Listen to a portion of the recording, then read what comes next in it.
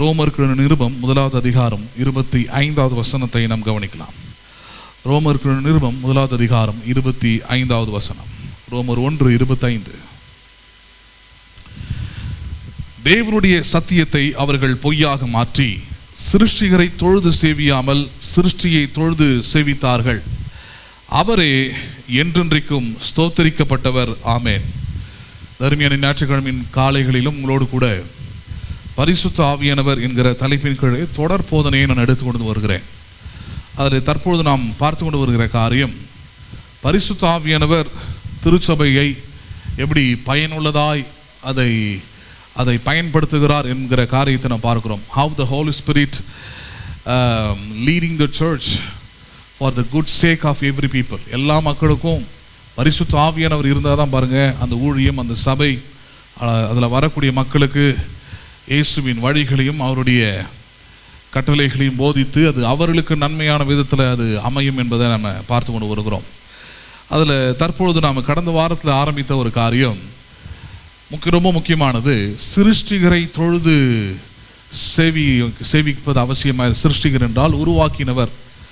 அந்த உருவாக்கினவரை தொழுது சேவிப்பதே முக்கியமானதே தவிர உருவாக்கப்பட்டதை சிருஷ்டியை தொழுது சேவிப்பது என்பது அது பாவமானதாக இருக்கிறது என்ற வேதத்திலிருந்து நம்ம படிக்கிறோம். அதில் முக்கியமாக நம்ம கிறிஸ்தவர்கள் அப்படின்னு வரும்பொழுது ஒரு விஷயத்தில் ரொம்ப பாயிண்டடாக ரொம்ப கவனமாக இருக்கிறோம். எந்த காரியத்தில் we shouldn't worship any idolatry or anything that has been made. அதாவது சிருஷ்டிக்கப்பட்ட யாதொன்றையும் அல்லது வார்ப்பிக்கப்பட்ட அல்லது மனிதனால் உருவாக்கப்பட்ட எதையொன்றையும் வணங்குவதில்லை, அவைகளை தொழுது கொள்வதில்லை என்பதில் ஒரு ஆவரேஜான ஒரு கிறிஸ்தவர்கள், முக்கியமாக ரட்சிக்கப்பட்ட எல்லாருக்குள்ளேயும் அந்த எண்ணம் இருப்பதை நம்ம பார்க்குறோம். சரி, ஆனால் இதில் இருக்கிற பிரச்சனை நான் ஏற்கனவே போதித்திருக்கிறேன். Idolatry it is not just an object. அதாவது சிலை வழிபாடு, உருவ வழிபாடு அப்படின்றது வெறும் அது ஏதோ ஒரு ஆப்ஜெக்ட்னா ஒரு பொருள் வடிவில் இருக்கிறது மட்டும்தான் விக்கிரக ஆராதனை அப்படின்னு கிடையாது. ஏன்? ஆதியாகமம் 3வது அதிகாரத்தில் ஆதாமும் ஏவாளும் பாவம் செய்தார்கள் என்று படிக்கிறோம். What kind of sin they have done. அந்த இடத்துல ரொம்ப முக்கியமான காரியம் என்னது, அங்கே என்ன நடைபெற்றதுன்றதை நம்ம பார்க்குறோம். சிருஷ்டிகராகிய ஆண்டவர் ஒரு தோட்டத்தை சிருஷ்டித்திருக்கிறார். சிருஷ்டித்து அதை எதெல்லாம் பயன்படுத்தலான்னு போதித்திருக்கிறார். அதே போல் எதை பயன்படுத்தக்கூடாதுன்னு போதிச்சிருக்கிறார். ஆனால் அவர்கள் செய்தது என்ன? சிருஷ்டிகர் சிருஷ்டித்த ஒரு கனியை அல்லது அந்த மரத்தின் கனியை அவர்கள் எடுத்து புசித்தது தான். பிசாசு அந்த மரத்தை உண்டாக்கல.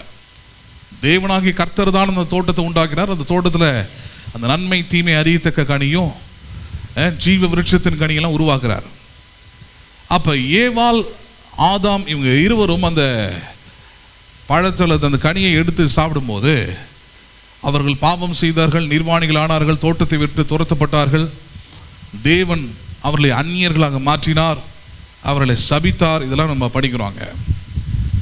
அப்போ அவர்கள் செய்த பாவம் என்ன? ஒரு காரியத்தை புரிந்து கொள்ள வேண்டும். சின் இஸ் சின், அவ்வளோதான். நம்ம தான் டிஃபைன் சின்னு போயிடும். பாவத்தை வேறு பிரித்து பார்ப்போம், கோர்ட்டில் பார்க்குற மாதிரி. பூமிக்கு இந்த நம்ம வாழக்கூடிய நாடுகள்லாம் ஒரு அரசாங்கம், ஒரு சட்டம், அதுக்குன்னு ஒரு நியாய தீர்ப்பு தரக்கூடிய நீதிபதி, அங்கே கோர்ட்டுன்னு இருக்குது. அங்கே தானே பண்ணுவாங்கன்னா சின்ன தண்டனை, பெரிய தண்டனை, சின்ன பாவம், பெரிய பாவம், இந்த குற்றத்துக்கு இவ்வளோ காலம் ஜெயிலில் இருந்தால் போதும், இல்லை இவ்வளோ அபராதம் கட்டினா போதும்னு வித்தியாசப்படுத்தி பார்க்குறாங்க. ஆனால் நீங்கள் வேதத்தை படித்து பார்த்தீங்கன்னா, before the eyes of God and before the righteousness of God, sin is sin, there is no defining.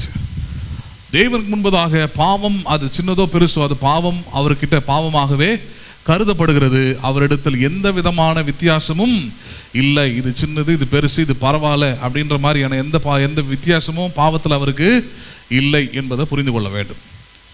அப்போ ஆதாமும் ஏவாளும் செய்த பாவம் என்ன? அவர்கள் எதையும் உருவாக்கலை, அவர்கள் எதையும் சிருஷ்டிக்கலை, அவர்கள் எதையும் உண்டாக்கவில்லை. உண்டாக்கினவர் உண்டாக்கினதை தொழுது கொண்டார்கள், அவ்வளோதான். உண்டாக்கினவர் உண்டாக்கினதை தொழுது கொண்டார்கள்னா ஏற்கனவே சொன்ன கீழ்ப்படிவது, அர்ப்பணிப்பது, அதுக்கு முதலிடத்தை தருவது, அதெல்லாம். அப்போ அப்படி தொழுது கொண்டார்கள். அப்படி தொழுது கொள்ளும் போது அது பாவமாக மாறுகிறது, அவருடைய வாழ்க்கையை தலைகீழாக மாற்றுகிறது, அவர்களை தோட்டத்தை விட்டு புறம்பே தள்ளுகிறது. அவருடைய வாழ்க்கையை பாருங்கள், அதுக்கப்புறம் சபிக்கப்பட்ட வாழ்க்கையாக மாறி போகிறது. இப்போ நிறைய நேரத்தில் கிறிஸ்தவ வாழ்க்கையில், கிறிஸ்தவ உலகத்தில் எப்படி நினச்சிக்கிறோம்னா, நான் வந்து ஆண்டவராக இயேசு கிறிஸ்துவை ஏற்றுக்கொண்டேன், ஞானஸ்நானம் எடுத்துட்டேன், பாட்டு பாடுறேன், பைபிள் படிக்கிறேன், ஜெபம் பண்ணுறேன், பெரிய சபைக்கு போகிறேன், என்னால் முடிஞ்ச வரைக்கும் எல்லாத்தையும் நான் கை கொண்டு நடக்கிறேன், அதனால் எனக்கு எந்த பிரச்சனையும் இல்லைன்னு நினைக்கிறாங்க. அங்கே தான் பிரச்சனையும் வருது. எனக்கு எந்த பிரச்சனையும் கிடையாதுங்க, எனக்கு நான் பரலோகத்துக்கு போயிடுவேன், கடவுளோட ஆசீர்வாதத்தை பெற்றுக்கொள்ளுவேன், கடவுள் நான் விசுவாசிக்கிறது எல்லாத்தையும் எனக்கு கொடுத்துருவார், எனக்கு எந்த தடையும் வராது, எந்த பிரச்சனையும் வராது, ஒரு ஈஸியஸ்ட் லைஃப் நான் போயிடுவேன், பாருங்கள் அடுத்த வருஷம் என்ன மாறுறேன் அப்படிலாம் நினச்சிக்கிட்டு இருப்பாங்க. ஆனால் ஒரு மாற்றமும் இருக்காது, ஒரு காரியத்திலையும் ஜெயம் வராது, ஒரு காரியத்திலையும் அவர்களால் முன்னேற முடியாது. அவளோட இடத்துல நீதிமொழிகளை சொல்கிறாரு, துன்மார்க்கன் தடிக்கு விழுந்தால் அதோடு கூட அவன் அமிழ்ந்து கிடப்பான் இருக்குது, அவனால் எழுந்துக்கவே முடியாது. ஆனால் நீதிமானை பற்றி அப்படி சொல்லலை பார். நீதிமான் 7 முறை அவன் விழுந்தாலும் எழுந்து நிமிர்ந்து நிற்பானவன். அப்போ ஒரு விசுவாசி துன்மார்க்கனை போல விழுந்தே கிடப்பது என்ன? ஏதோ ஒரு காரியத்தில் எழுந்துக்க முடியாமல், வாழ்க்கையில் ஒரு ஜெயத்தை பார்க்க முடியாமல், நல்ல நாட்களை பார்க்க முடியாமல், அப்போ விழுந்தே கிடப்பதுக்கான அடையாளம் எதை காண்பிக்கிறது? நீ நீதிமான் இல்லை, துன்மார்க்கமான வழியில் இருக்கிறாய் என்பது தான் காண்பிக்குது. அப்போ அந்த துன்மார்க்கமான வழி என்ன? ஆதாம் ஏவாளும் செய்த அதே வழி தான். அவர்கள் எந்த பொருளையும் அவர்கள் வந்து அங்கே ஆராதிக்கலை, மாறாக சிருஷ்டியை அவர்கள் தொழுது கொள்ள, சிருஷ்டிகரை தொழுது கொள்ளாமல் சிருஷ்டியை அவர்கள் தொழுது கொண்டார்கள். அப்போ 2 விஷயம் அதில் முக்கியமானது. ஒன்று, தொழுது கொள்ள வேண்டியது அவசியமானதாக இருக்குது, தொழுது கொள்ள வேண்டியது அவசியமான உண்டாக இருக்குது. ஆண்டவர் ஆராதிப்பது, துதிப்பது, ஸ்தோத்தரிப்பது, அவர் கீழ்ப்படிந்து நடப்பது, இப்படிப்பட்ட தொழுது கொள்ளுதலின் அடிப்படை ரொம்ப முக்கியமானதாக இருக்குது. முஸ்லீம்ஸ் தான் அந்த வார்த்தையை பயன்படுத்துகிறாங்க, தொழுகை அப்படின்னு என்ன பண்ணுறாங்க, அதை பயன்படுத்துகிறாங்க. அப்போ அந்த தொழுது கொள்ளுது என்பது ரொம்ப முக்கியமானதாக இருக்குது. அதை விட ரொம்ப முக்கியமானது யாரை நீங்கள் தொழுது கொள்ள வேண்டும் என்பதுதான். எதை வேணாலும் தொழுது கொள்ளலாம், நீங்கள் நினச்சதெல்லாம் தொழுது கொள்ளலாம்னா அது தொழுகை அல்ல. யாரை தொழுது கொள்ள வேண்டும்? சிருஷ்டிகரை தொழுது கொள்ள வேண்டும். யாரை தொழுது கொள்ள வேண்டும்? ஆமாம், இந்த சிருஷ்டின்னு வரும்போது நான் ஆயிடுதான், வெறும் கடவுள் மட்டும் சிருஷ்டிகர் அல்ல, நல்லா புரிஞ்சுக்கணும். மனிதனுக்கும் அதே ஆற்றலை கொடுத்துருக்கிறார். மனிதன் அவனுடைய எண்ணத்தில், அவனுடைய மனதில் தோன்றுகிறது எல்லாத்தையும் பாருங்கள் உருவாக்குகிறான். உருவாக்கி அது கடவுள்னு ஒரு பேரை வைக்கிறான், அதை வணங்கவும் செய்கிறான். He can able to worship anything that he has created. அவனால் உருவாக்கப்பட்ட ஒன்றையே அவனால் என்னவென்று ஏற்றுக்கொள்ள முடிகிறது? கடவுள் என்று ஏற்றுக்கொள்ள முடிகிறது. இஸ்ரவேல் மக்கள் பண்ணாங்க இல்லையா, தங்களுடைய ஆபரணங்களை, பொன் நகைகளை உருக்கி ஒரு கண்டுக்குட்டியை உருவாக்கி தங்களுடைய ஆபரணத்திலிருந்து உண்டான அந்த பொன் கண்டுக்குட்டியை என்ன பண்ண ஆரம்பித்தார்கள்? அவர்கள் தொழுது கொள்ள ஆரம்பித்தார்கள். அப்போ இன்னைக்கு ஒருவேளை நம்ம அப்படிப்பட்ட ஆப்ஜெக்டிவல் லெவல் ஆஃப் ஐடல்டரியில் நம்ம இல்லாமல் இருக்கலாம். உருவ வழிபாடில் அப்படிப்பட்ட நிலையில் நம்ம நானும் அதெல்லாம் பண்ணுறதே இல்லைங்க, எனக்கு அதெல்லாம் உடன்பாடு இல்லைங்க, எனக்கு இயேசு தாங்க ஆண்டவர்னு சொல்லலாம். ஆனால் ரொம்ப முக்கியமான ஒரு விஷயத்தில் நம்ம தவற விடுகிறோம். ரொம்ப முக்கியமான விஷயத்தில் தான் கிறிஸ்தவர்கள் இன்றைக்கும் பல ஊழியத்தில், பல சபைகளில் பல கிறிஸ்தவர்கள் தடிக்க விடுற இடம் அதுதான். எங்கே? they are still worshipping the man-made principles. சபைகளிலே போதகர்கள் அல்லது பிஷப் அது இதுன்னு இருக்கிறாங்க இல்லையா, இந்த மேல் மட்டத்தில் இருக்கக்கூடிய ஆட்கள், இவர்களால் உபதேசங்களாக அல்லது தேவ செய்தி என்கிற பெயரில் அவருடைய கற்பனையில் வேத வசனத்துக்கும் சத்தியத்துக்கும் புறம்பாக இருக்கக்கூடிய காரியங்களை ஜனங்கள் மத்தியில் காலங்காலமாய் போதித்து அதை அவர்கள் நம்ப வைத்து அதையே அவர்கள் தொழுதும் கொள்ளுகிறார்கள். அதான் பிரச்சனை. இப்போ லிட்ரலாக நீங்கள் டைரக்டாக ஐடல்ட்ரி பண்ணலை, ஆனால் விக்கிரக ஆராதனை செய்யக்கூடிய அதே செயலை தான் நீங்கள் என்ன பண்ணுறீங்க, சரிங்க. அந்த விக்கிரகத்தை ஒரு மனுஷன் உண்டாக்கி அதை தொழுது கொள்ள வைக்கிறான்.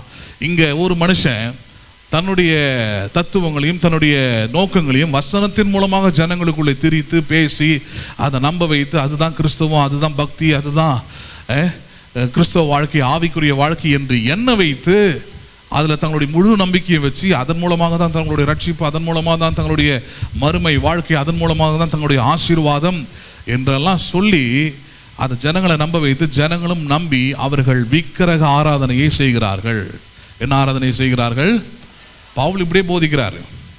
நீங்கள் செலுத்துகிற ஆராதனை அது தேவனுக்கு அல்ல, பேய்களுக்கு என்றார். யாருக்கு? அதை சபையில் பிரசங்கம் பண்றார். அதை நீங்கள் செய்கிற ஆராதனை அது தேவனுக்கு அல்ல, யாருக்கானது? அது பேய்களுக்கான ஆராதனை என்றார்.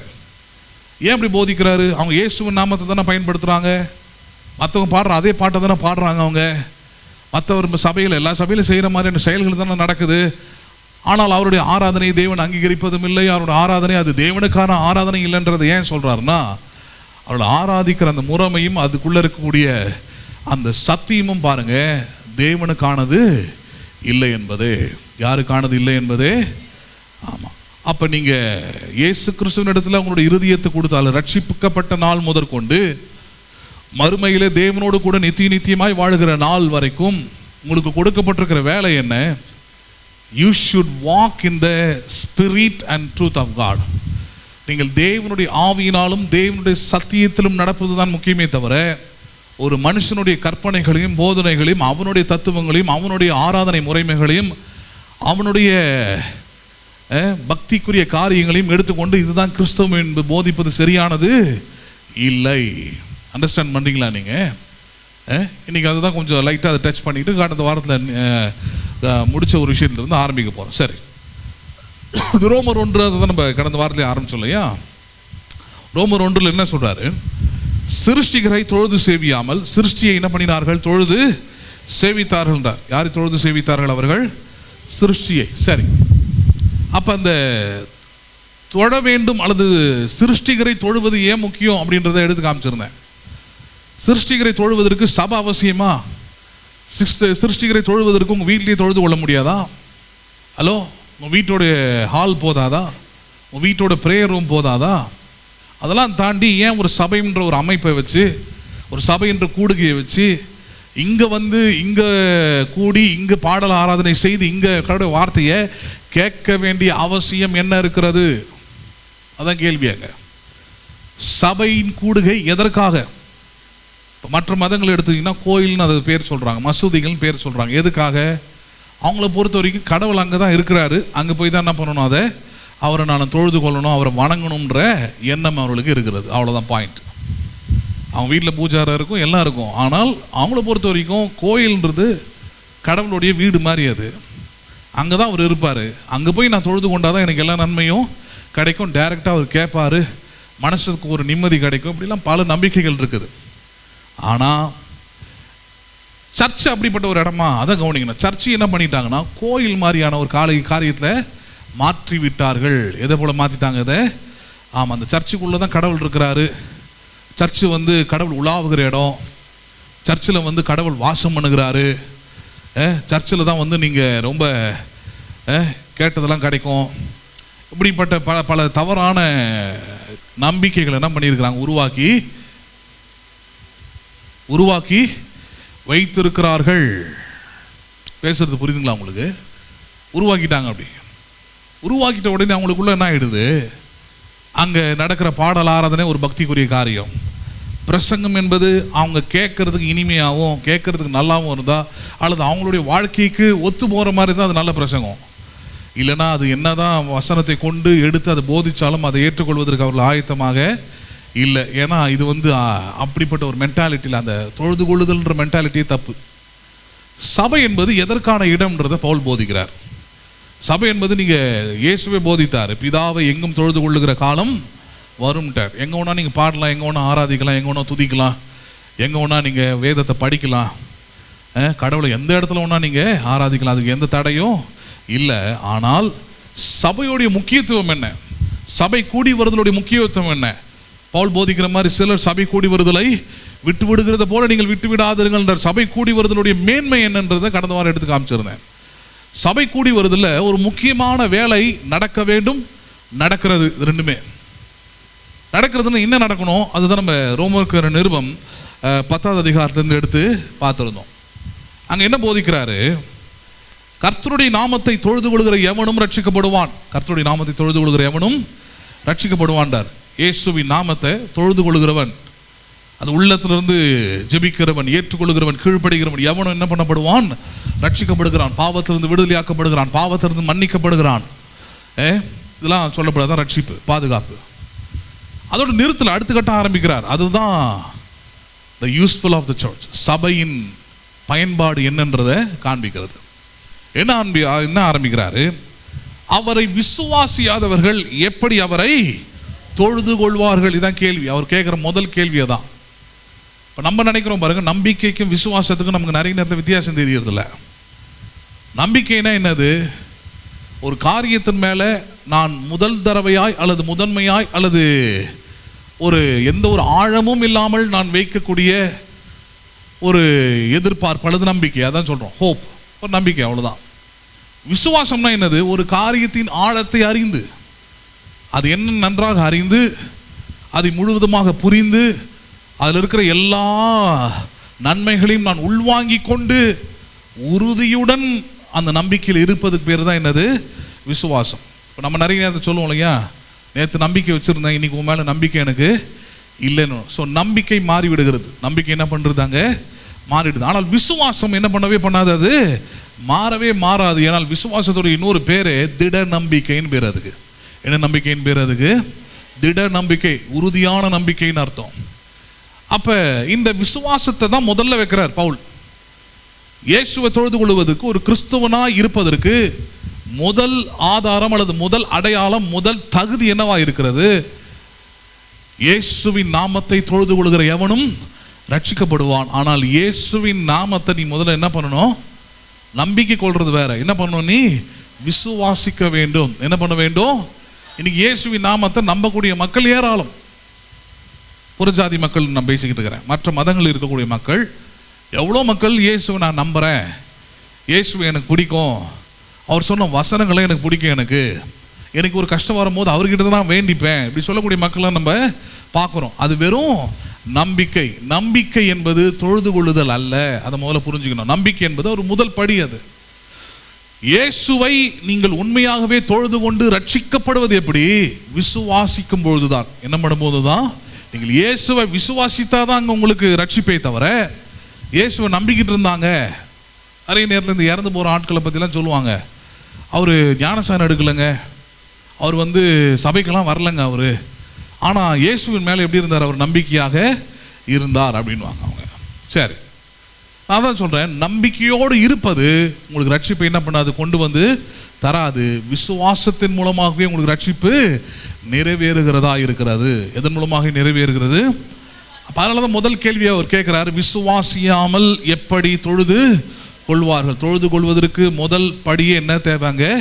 விசுவாசம் தேவைன்றார். சரி, விசுவாசம் எப்படி வரும்? விசுவாசம் இப்போ நம்பிக்கைன்னு ஒன்று வருதுன்னா, யாரோ ஒருத்தர் பார்த்துருக்குறோம், பேசியிருக்கிறோம், பழகி இருக்கிறோம், அவங்கள பற்றி கொஞ்சம் நமக்கு தெரிஞ்சிருக்குது, அவங்க வார்த்தைகள் நம்பும்படியாக இருந்தது, ஏதோ ஒரு ஆப்ஜெக்ட் நமக்கு கிடச்சிருக்குது, அதனால் நம்ம என்ன பண்ணுறோம்? அவங்க மேலே நம்பிக்கையை வைக்கிறோம். அப்போ விசுவாசம் அதே போல தான். விசுவாசம் தானாய் வருவதில்லை. விசுவாசம் எப்படி வருவதில்லை? தானாய் வருவது இல்லை. So faith has to come by some வே.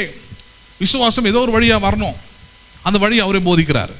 எப்படி வருமா விசுவாசம்? விசுவாசம் கேள்வியினாலே வரும், கேள்வி தேவனுடைய வசனத்தினாலே வரும். 17ஆம் வசனம் 10:17 ரோமர் 10:17 சொல்றாரு, விசுவாசமானது எதனாலே வருகிறது? நல்லதான் சொல்லுங்களேன். கேள்வியினால். என்ன சொல்லுங்க, எதனால வருகிறது? விசுவாசம் வீட்டில் சும்மா உட்கார்ந்துருக்கிறதுனால வராது. விசுவாசம் நான் வீட்டில் உட்காந்து நான் பைபிள் படிக்கிறதுனாலும் வராது. விசுவாசம் நான் தனியாக ஜெபம் பண்ணிக்கிறதுனாலும் வராது. விசுவாசம் நான் ஏதோ பண்ணிக்கிறேன், நான் ஏதோ செஞ்சுக்கிறேன், நான் ஏதோ பக்தியாக இருக்கிறேன், 4 முறை வயல் படித்து முடிச்சிடுறேன், அதனாலும் வராது. விசுவாசம் வரக்கூடிய ஒரே ஒரு வழி என்னது? கேள்வியினாலே வரும். எதனாலே வரும்? அது ரொம்ப முக்கியமானது. ஏன்னா தமிழில் எல்லாத்துக்குமே ஒரு சிறந்த புரிதல் வேணும். ஏன்னா நிறைய வார்த்தைகள் இருக்கிறதுனால அந்த புரிதல் தப்பாக போயிடுது. இப்போ கேள்வின்னு நம்ம பொதுவாக நம்ம வழக்கத்தில் நம்ம கேள்வின்னு எதை பயன்படுத்துகிறோம்? கொஸ்டின். எதை தான் பயன்படுத்தணும்? நம்ம கொஸ்டினை தான் கேள்வின்னு பயன்படுத்துகிறோம். ஏன் இது சொல்கிறேன்னா, கிறிஸ்தவ ஜாதி சேனல் ஒன்று இருக்குது. கிறிஸ்தவத்தில் தமிழில் ஜாதிக்குன்னு ஒரு சேனல் இருக்குது. அந்த சேனலுக்கு பேர் சத்தியம்னு வேறு பேர். இந்த சேனலுக்கு பேர் என்னது? ஆமாம், புரியுதுங்களா உங்களுக்கு? ஊர் ஃபுல்லாக கடை வாங்கி வச்சுருப்பான், பிச்சைக்காரனாக இருப்பான், அடுத்த வேலை சாப்பாடுக்கு வழி இருக்காது, ஆனால் பேர் என்னன்னு வச்சுருப்பான்? கோட்டீஸ்வரன் வச்சுருப்பான்னு வாங்கலையா? அந்த மாதிரி பட்டவர்தனையாக ஜாதிக்குன்னு சப்போர்ட் பண்ணுவான், ஜாதிக்குன்னு தான் செயல்படுவான், ஜாதிக்குன்னு தான் எல்லாமே இருக்கும். ஆனால் பேர் என்னது? அதுக்கு சத்தியத்தை உறக்க வர சொல்லுவாங்க. அவங்க சத்தியத்தை எப்படி சொல்லுவாங்க? உறக்க சொல்லுவாங்க. ஊருக்கெல்லாம் சொல்லி அந்த நோயை பரப்பி விடுவாங்க. சரி, அதில் ஒரு கிறிஸ்மஸ் நிகழ்ச்சி ஒன்று நடக்குது. அதில் அதில் ஒரு கிறிஸ்மஸ் நிகழ்ச்சி ஒன்று வருஷம் நடத்துகிறாங்க. நடத்தும் போது அதில் ஒரு மனுஷனை சீஃப் கெஸ்ட்டாக கூப்பிடுறாங்க. கூப்பிட்டு அந்த மனுஷன் பேசுகிறார். கிறிஸ்தவர் தான் பேசுகிறார், அவர் போதகர் வேறு பேசுகிறார். அவர் என்ன சொல்கிறாரு ஜனங்களுக்கு, நான் கடவுள் மேலே இவ்வளோ விசுவாசம் உள்ளவனாய் மாறினது காரணமே என்னன்னு பார்த்தீங்கன்னா எனக்குள்ளே இருந்த கேள்விகள் தான்றார். எனக்குள்ளே இருந்த கேள்விகள், அது ஆக்சுவலாக கேள்விகள் என்பது பெரியாரிசம். அது தெரியல, ஏன் எப்படி எதற்கு அப்படின்னு கேள்வி கேட்கணும்னு சொன்னது யார்? பெரியார். படிச்சிருக்கிறீங்களா? அதெல்லாம் பெரியாரிசத்தை கொண்டு வந்து இயேசு ஈசத்தோடு சேர்த்து அவர் சொல்கிறாரு, ஏன் எதற்கு என்ற கேள்வி எனக்குள்ளே இருந்தது. அந்த கேள்வி தான் எனக்குள்ள விசுவாசத்தை கொண்டு வந்தது. அந்த விசுவாசத்தின் மூலமாக தான் நான் தேவனை ஆராதித்து அவருக்கு தொண்டு செய்து அவருக்கு ஊழியம் செய்கிறேன். அல்லேலூயா என்றார். எல்லாம் அல்லேலூயா என்றார். சொல்லிட்டு அவர் ஒரு வார்த்தை இந்த வசனத்தை பயன்படுத்தினது, ஏனென்றால் வசனம் சொல்கிறது விசுவாசம் கேள்வியினாலே வரும்ட்டார். அதான் நினச்சேன், ஜாதி போய் மண்டையில் ஏறிச்சுன்னா அங்கே அறிவு இருக்காது, ஞானம் இருக்காது, விவேகம் இருக்காது, புத்தி இருக்காது, எதுவுமே இருக்காது. அது கடைசியாக ஒன்று கொண்டு போய் ஒரு இடத்துல சேர்க்கும். ஒன்று நரகம், அதுக்கு முன்னாடி இந்த பூமியில் கொண்டு போய் ஒன்று சேர்க்கும். அதுக்கு பேர் மாற்றப்பட முடியாத சாபம். மாற்றப்பட முடியாத சாபம், கண்ணீரும் கவலையுமான சாபத்துக்குள்ளே ஒன்று வச்சுருக்கோம். ஜாதி உங்களுக்கு செய்யக்கூடிய மிகப்பெரிய நன்மை அதுதான். பூமியிலே உங்கள் வாழ்க்கையை நரகமாக்கக்கூடிய வல்லமை எதுக்கு உண்டு? உங்களுக்குள்ளே இருக்கிற ஜாதி நம்பிக்கைக்கு, ஜாதி வைராக்கியத்துக்கு உண்டு. நேற்று கூட பார்க்குறோம், ஒரு அழகான பையன், அவன் தாழ்ந்த ஜாதி அப்படின்றதுனால உயர்ந்த ஜாதி பையன் வந்து வெட்டி கொள்கிறான். நம்ம தமிழ்நாட்டில் 2025 பேண்ட் ஷர்ட்லாம் போட்டோம். ஆனால் கத்தி எடுத்து வெட்டவன் யாருன்னு பார்த்தா நல்லா படித்தவன் தான். அவனும் படிச்சிருக்கிறான். எதுக்கடா வெட்டினேன் அப்படின்னா, அவன் தங்கச்சி வந்து லவ் பண்ணிச்சான். அப்போ நீ தங்கச்சியை தானே வெட்டணும், அவன் உயிரோடு இருக்கணும். ஆனால் பண்ணவனை வெட்டிடணும். அவனை ஏன் வெட்டுற? ஏன்னா அவன் தாழ்ந்த ஜாதி. அவன் என்ன ஜாதி? ஆமாம், கண்ணில் மிளகா பொடி தூவி அவனால் என்ன பண்ண முடியுது? வெட்ட முடியுது. இன்றைக்கி நிறைய இந்த ஃபேஸ்புக்கு இதெல்லாம் பார்த்தா வாலி பசங்க எல்லாருக்கும் பார்த்து இந்த கத்தி வச்சுக்கிட்டு போஸ்ட் கொடுத்துட்டு உட்காந்துருக்குறான். கத்தி வச்சுக்கிட்டு உருப்படுறதுக்கு எந்த வழியும் இல்லை. வாழ்க்கைன்னா என்ன, அதை படிச்சுக்கிறதே இல்லை. அதனால தான் பாருங்க, இவனுங்கெல்லாம் கடவுள் வாழ வைக்கிறதே இல்லை, நடுவில் முடிச்சிடுறாரு இவனுங்க. அதெல்லாம் கடவுள் பாருங்க இவ்வளோ பேர் உலகத்தை கொடுத்துருக்கிறாரு. உருவாக்கும் போதே சொல்லி தான் கொடுத்தாரு மனுஷன் கையில். இதை ஆண்டு கொண்டு பண்படுத்தி ஆண்டு கொள்வாயாக. என்ன பண்ணுவாயாக? என் லாங்குவேஜில் சொல்லணும்னா, அனுபவிக்கிறதா இருந்தால் உலகத்தில் இரு, இல்லைன்னா சட்டு புட்டுன்னு சாவு. உன்னால் அனுபவிக்க தெரியாது. நான் கடவுள் ஏற்படுத்தி கொடுத்துருக்குற இந்த நல்ல உலகத்தை உனக்கு அனுபவிக்க முடியலன்னா நீ உயிரோடு இருக்காத, பூமிக்கு பாரமாக இருக்காத.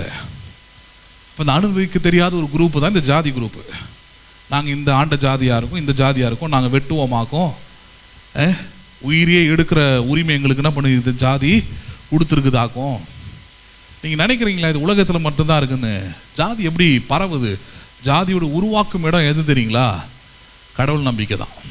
தெரியுமா அது உங்களுக்கு? ஒரு மனுஷன் ஜாதி வெறியாக மாறுறானா, எழுதி தரேன், அவனுக்குள்ள எக்கச்சக்கமான கடவுள் நம்பிக்கை இருக்கும். எந்த கடவுள்னு சொல்ல, நான் கடவுள் நம்பிக்கை அவ்வளோதான். கடவுள் மேலே அவ்வளோ வெறி கொண்டவனாக இருப்பான். அவன் தான் நிச்சயமாக யாராக இருக்க முடியும்? ஜாதி வெறியனாக. கிறிஸ்தவத்தில் உட்பட பல சபைகளில், நான் சொன்னேன் இல்லையா, பல சபையில் ஜாதியை உருவாக்கி அதை பரப்பி இந்த வாழைப்பழத்தில் ஊசி ஏற்றுற கதைன்னு சொல்லுவாங்க. வாழைப்பழத்தில் ஊசி எவ்வளோ நைஸாக இறங்குமோ அதை போல் நைஸாக ஏற்றி விட்டுருக்கிற இடம் எதுன்னு பார்த்தீங்கன்னா திருச்சபைகளே. எந்த சபைகளே? பாஸ்டர் கூடுகைன்னு வைப்பாங்க, போதகர்கள் கூடுகை அப்படின்னு புதன்கிழமை வியாழக்கிழமைலாம் வைப்பாங்க. அந்த பாஸ்டர் கூடுகை எப்படி நடக்கும்னா ஜாதி அடிப்படையில் தான் நடக்கும். இவங்களாம் எப்பவுமே ஒன்றா சேருவாங்க. எப்போனா எல்லாருக்கும் பிரச்சனை வரும்போது என்ன பண்ணிடுவாங்க? ஆமாம், நாம் அனைவரும் தேவனுடைய பிள்ளைகள், தேவனுக்கு என்று ஊழியம் செய்கிறோம். நல்லா இருக்கும்போது பிசி, எம்பிசி, ஓசி, ஈசிலாம் என்ன பண்ணுங்க, நம்மளாம் ஒரு குரூப்பு, அவங்களாம் வந்து எஸ்சி அவன்லாம் இருக்கிறான், அவங்களாம் என்ன பண்ணுவோம், ஓரமாக தள்ளு. காஞ்சிபுரத்தில் இந்த சபையை 2-3 முறை காண்பித்து கொடுக்குறதுனா எப்படி அசிங்கப்படுத்துறது, இதுக்கு துன்பத்தை உண்டாக்குறது எல்லாமே எதன் அடிப்படையில் தான்? நான் ஜாதியிலே கிடையாதுன்னு அவனுக்கு தெரியாது. அதான் பிரச்சனை. நான் ஜாதி அடையாளத்தெல்லாம் எடுத்துகிட்டு வந்தேன்னா தாங்க முடியாது. அதுக்கப்புறம் அதில் ரொம்ப பயங்கரமாக பேசுவேன், அதுக்கும் தாங்க மாட்டீங்க. இந்த ஜாதியை தூக்கிட்டு வந்து காஞ்சிபுரத்தில் ஊழியம் செய்கிற மொத்த ஊழியக்காரனும் ஊரை விட்டு வந்து பிழைக்க வந்தவன். அவன் ஊரில் அவனால் ஒன்றும் ஒப்பேற்ற முடியாமல் இங்கே வந்தவன். சரி வந்துட்ட, ஊழியம் செய்கிறியா? உன்னால் அடிப்படையாக பவுல் போதித்தது போல அந்த புறஜாதிகள் மக்கள் மத்தியில் சொன்னார்.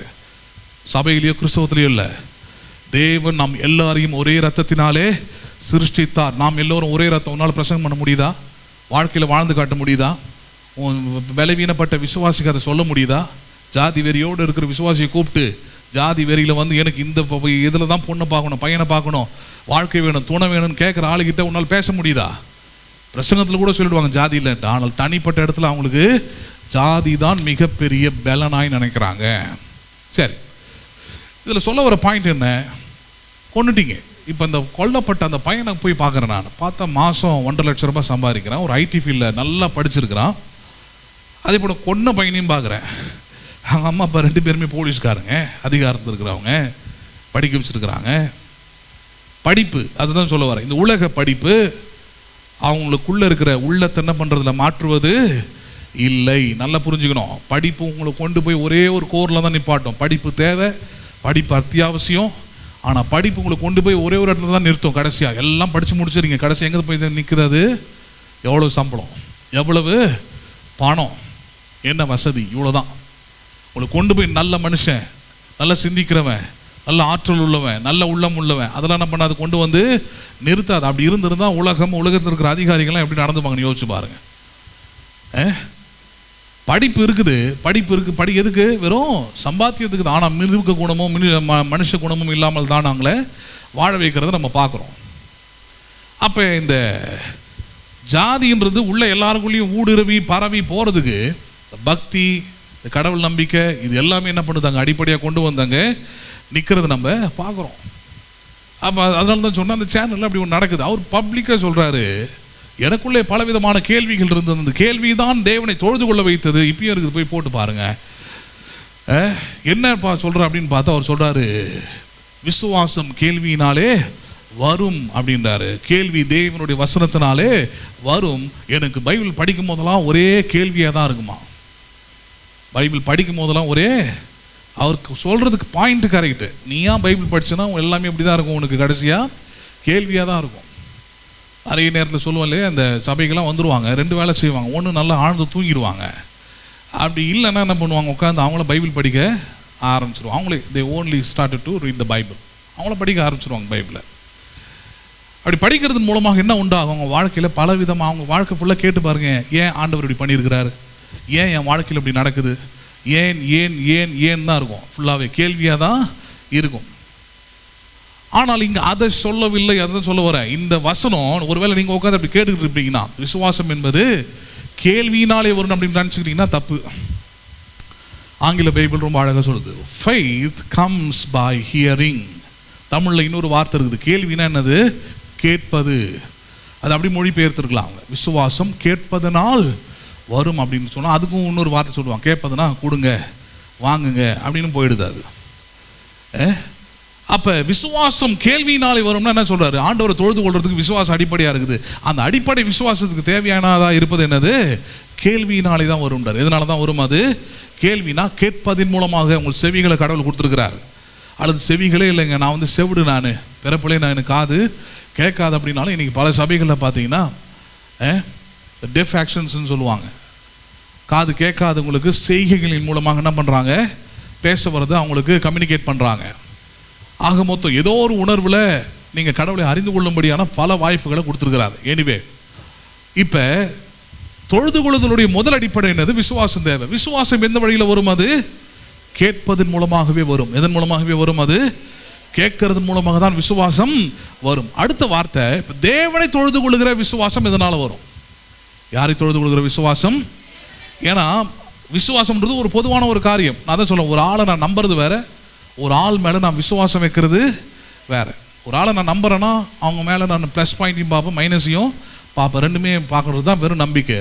விசுவாசம்னா என்னது, பிளைண்டடுன்னு சொல்ல முடியாது, முழு நம்பிக்கையும் திட நம்பிக்கையும் அசைக்க முடியாத நம்பிக்கை வைப்பது. அவங்க தான் பொதுவாக துரோகிகளாக மாறுவாங்க எல்லா இடத்துலையும் பார்த்தீங்கன்னா.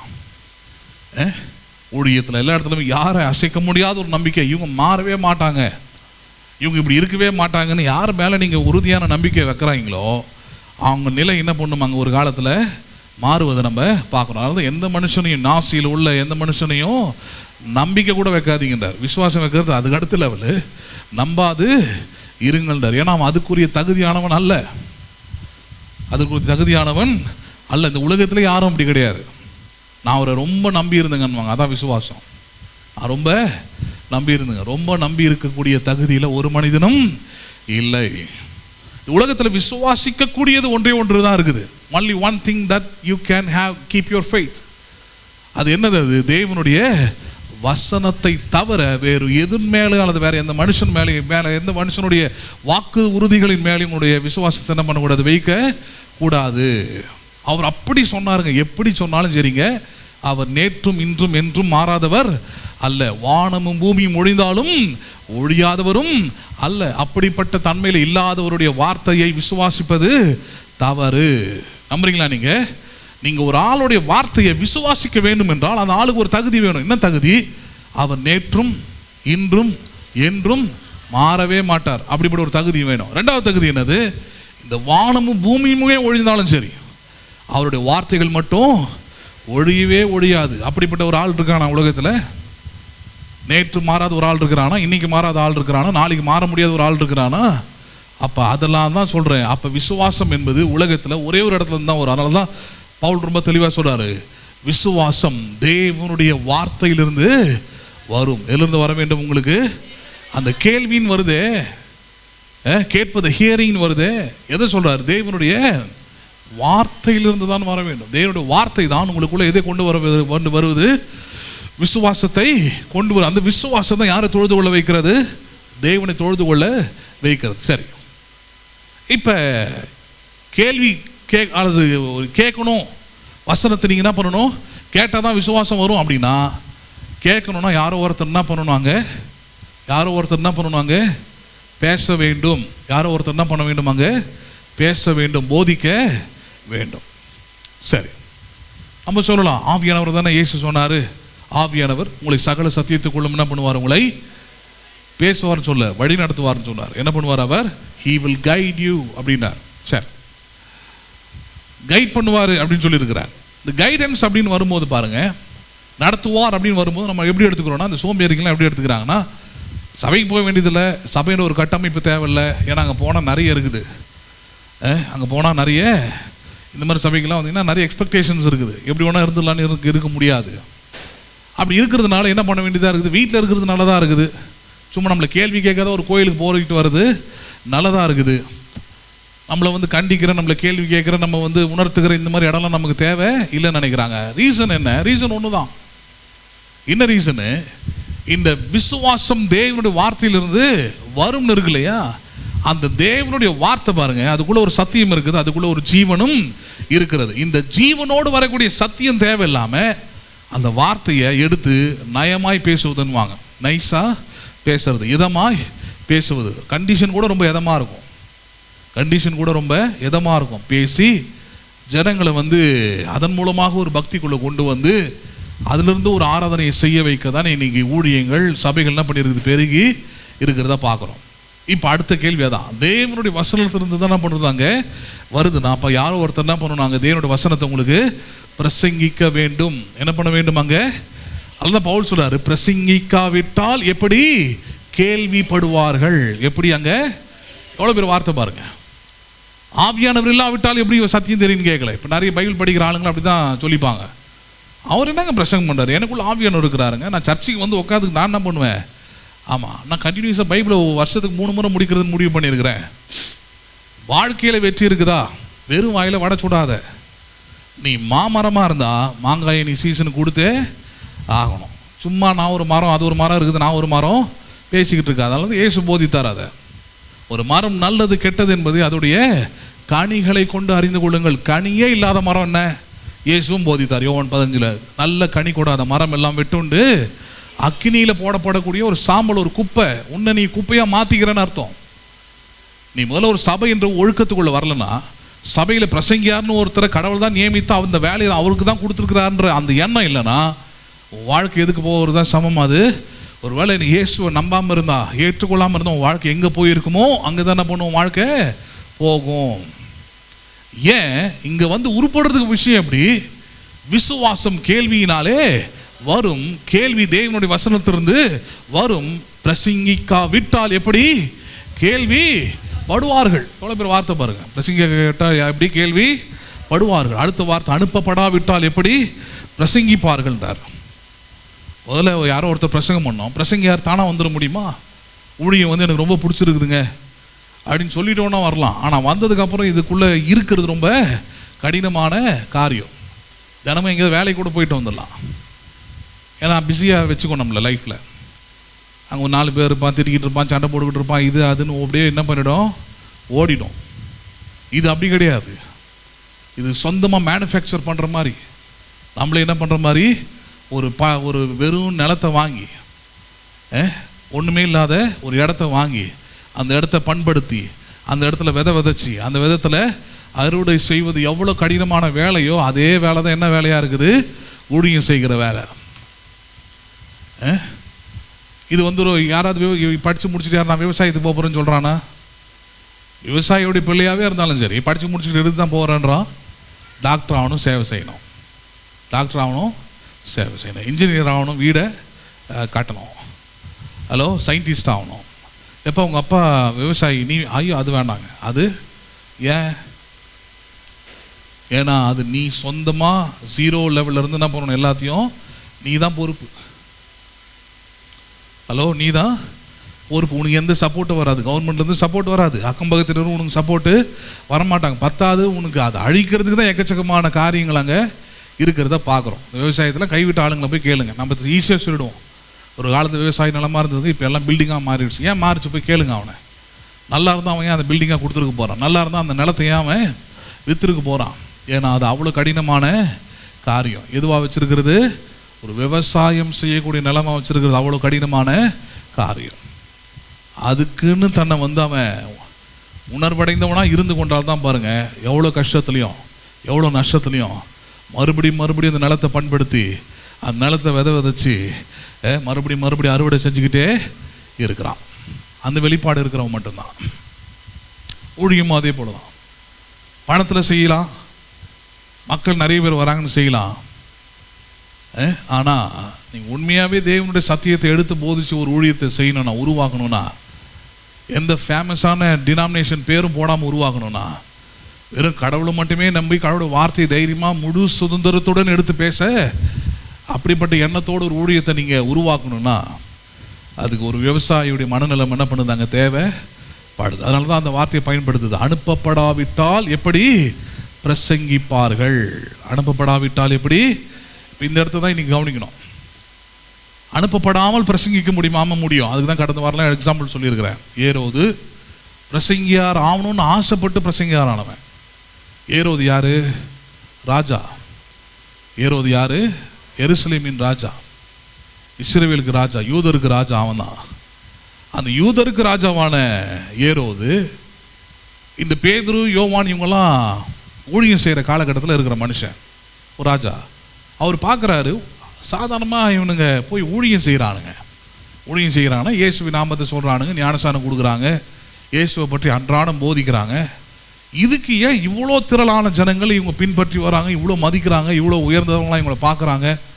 அப்போஸ்தலர் 2:43 சொல்லுது, அவர்கள் அப்போஸ்தலருடைய அந்நியத்தில் என்ன பண்ணினார்கள்? அவர்கள் உறுதியாக இருந்தார்களாம். எப்படி இருந்தார்கள் அவர்கள்? உறுதியாக. They were strong in the foundation of the preachings of apostles. அப்போஸ்தலருடைய உபதேசத்தில் ரொம்ப உறுதியாக. ஒரு ராஜா என்னுடைய கட்டளை கூட இவங்க உறுதியாக இருக்கிறது. ஆனால் யாருடைய இதில் உறுதியாக இருக்கிறாங்க இவங்க?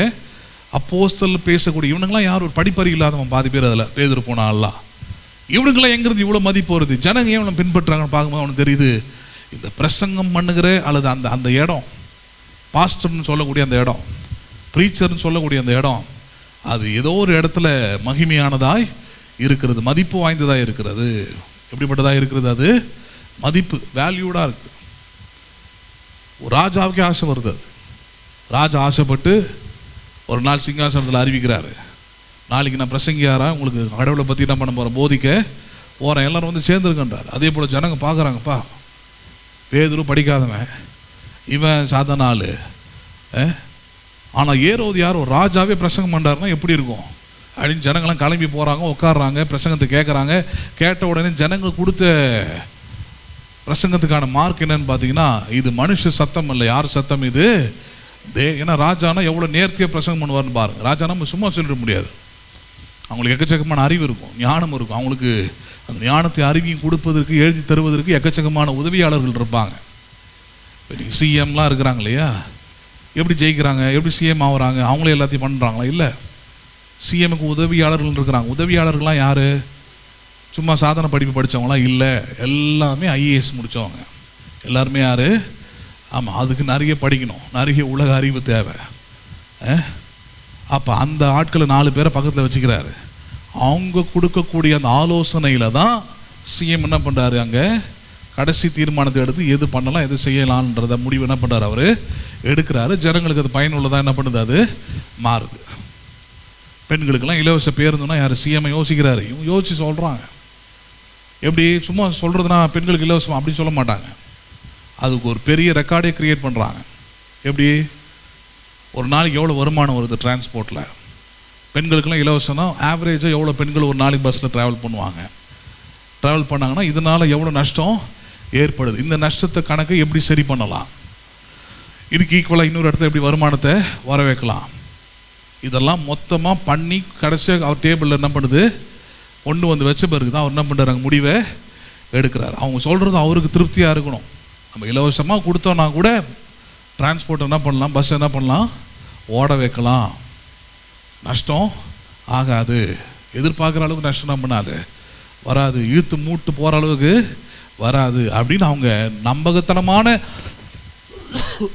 அந்த காரியத்தை கொடுத்தா மட்டும்தான் பாருங்கள், அந்த ஃபைலை சப்மிட் பண்ணால் மட்டும்தான் அதில் சைன் போட்டு, ஆனால் பேர் என்ன பண்ணிடுது, ஈஸியாக அவருக்கு வந்துடுது. அதே போல் தான் ஏறுவதெல்லாம் அவங்களுக்கு 4 பேர் ஒரு ஆலோசனைக்காரர்கள் இருக்கிறாங்க, நல்லா எழுதி கொடுக்குறாங்க. எழுதி கொடுத்த உடனே ஜனங்க பார்க்குறாங்க, என்ன அற்புதமாக இருக்குதியா இது.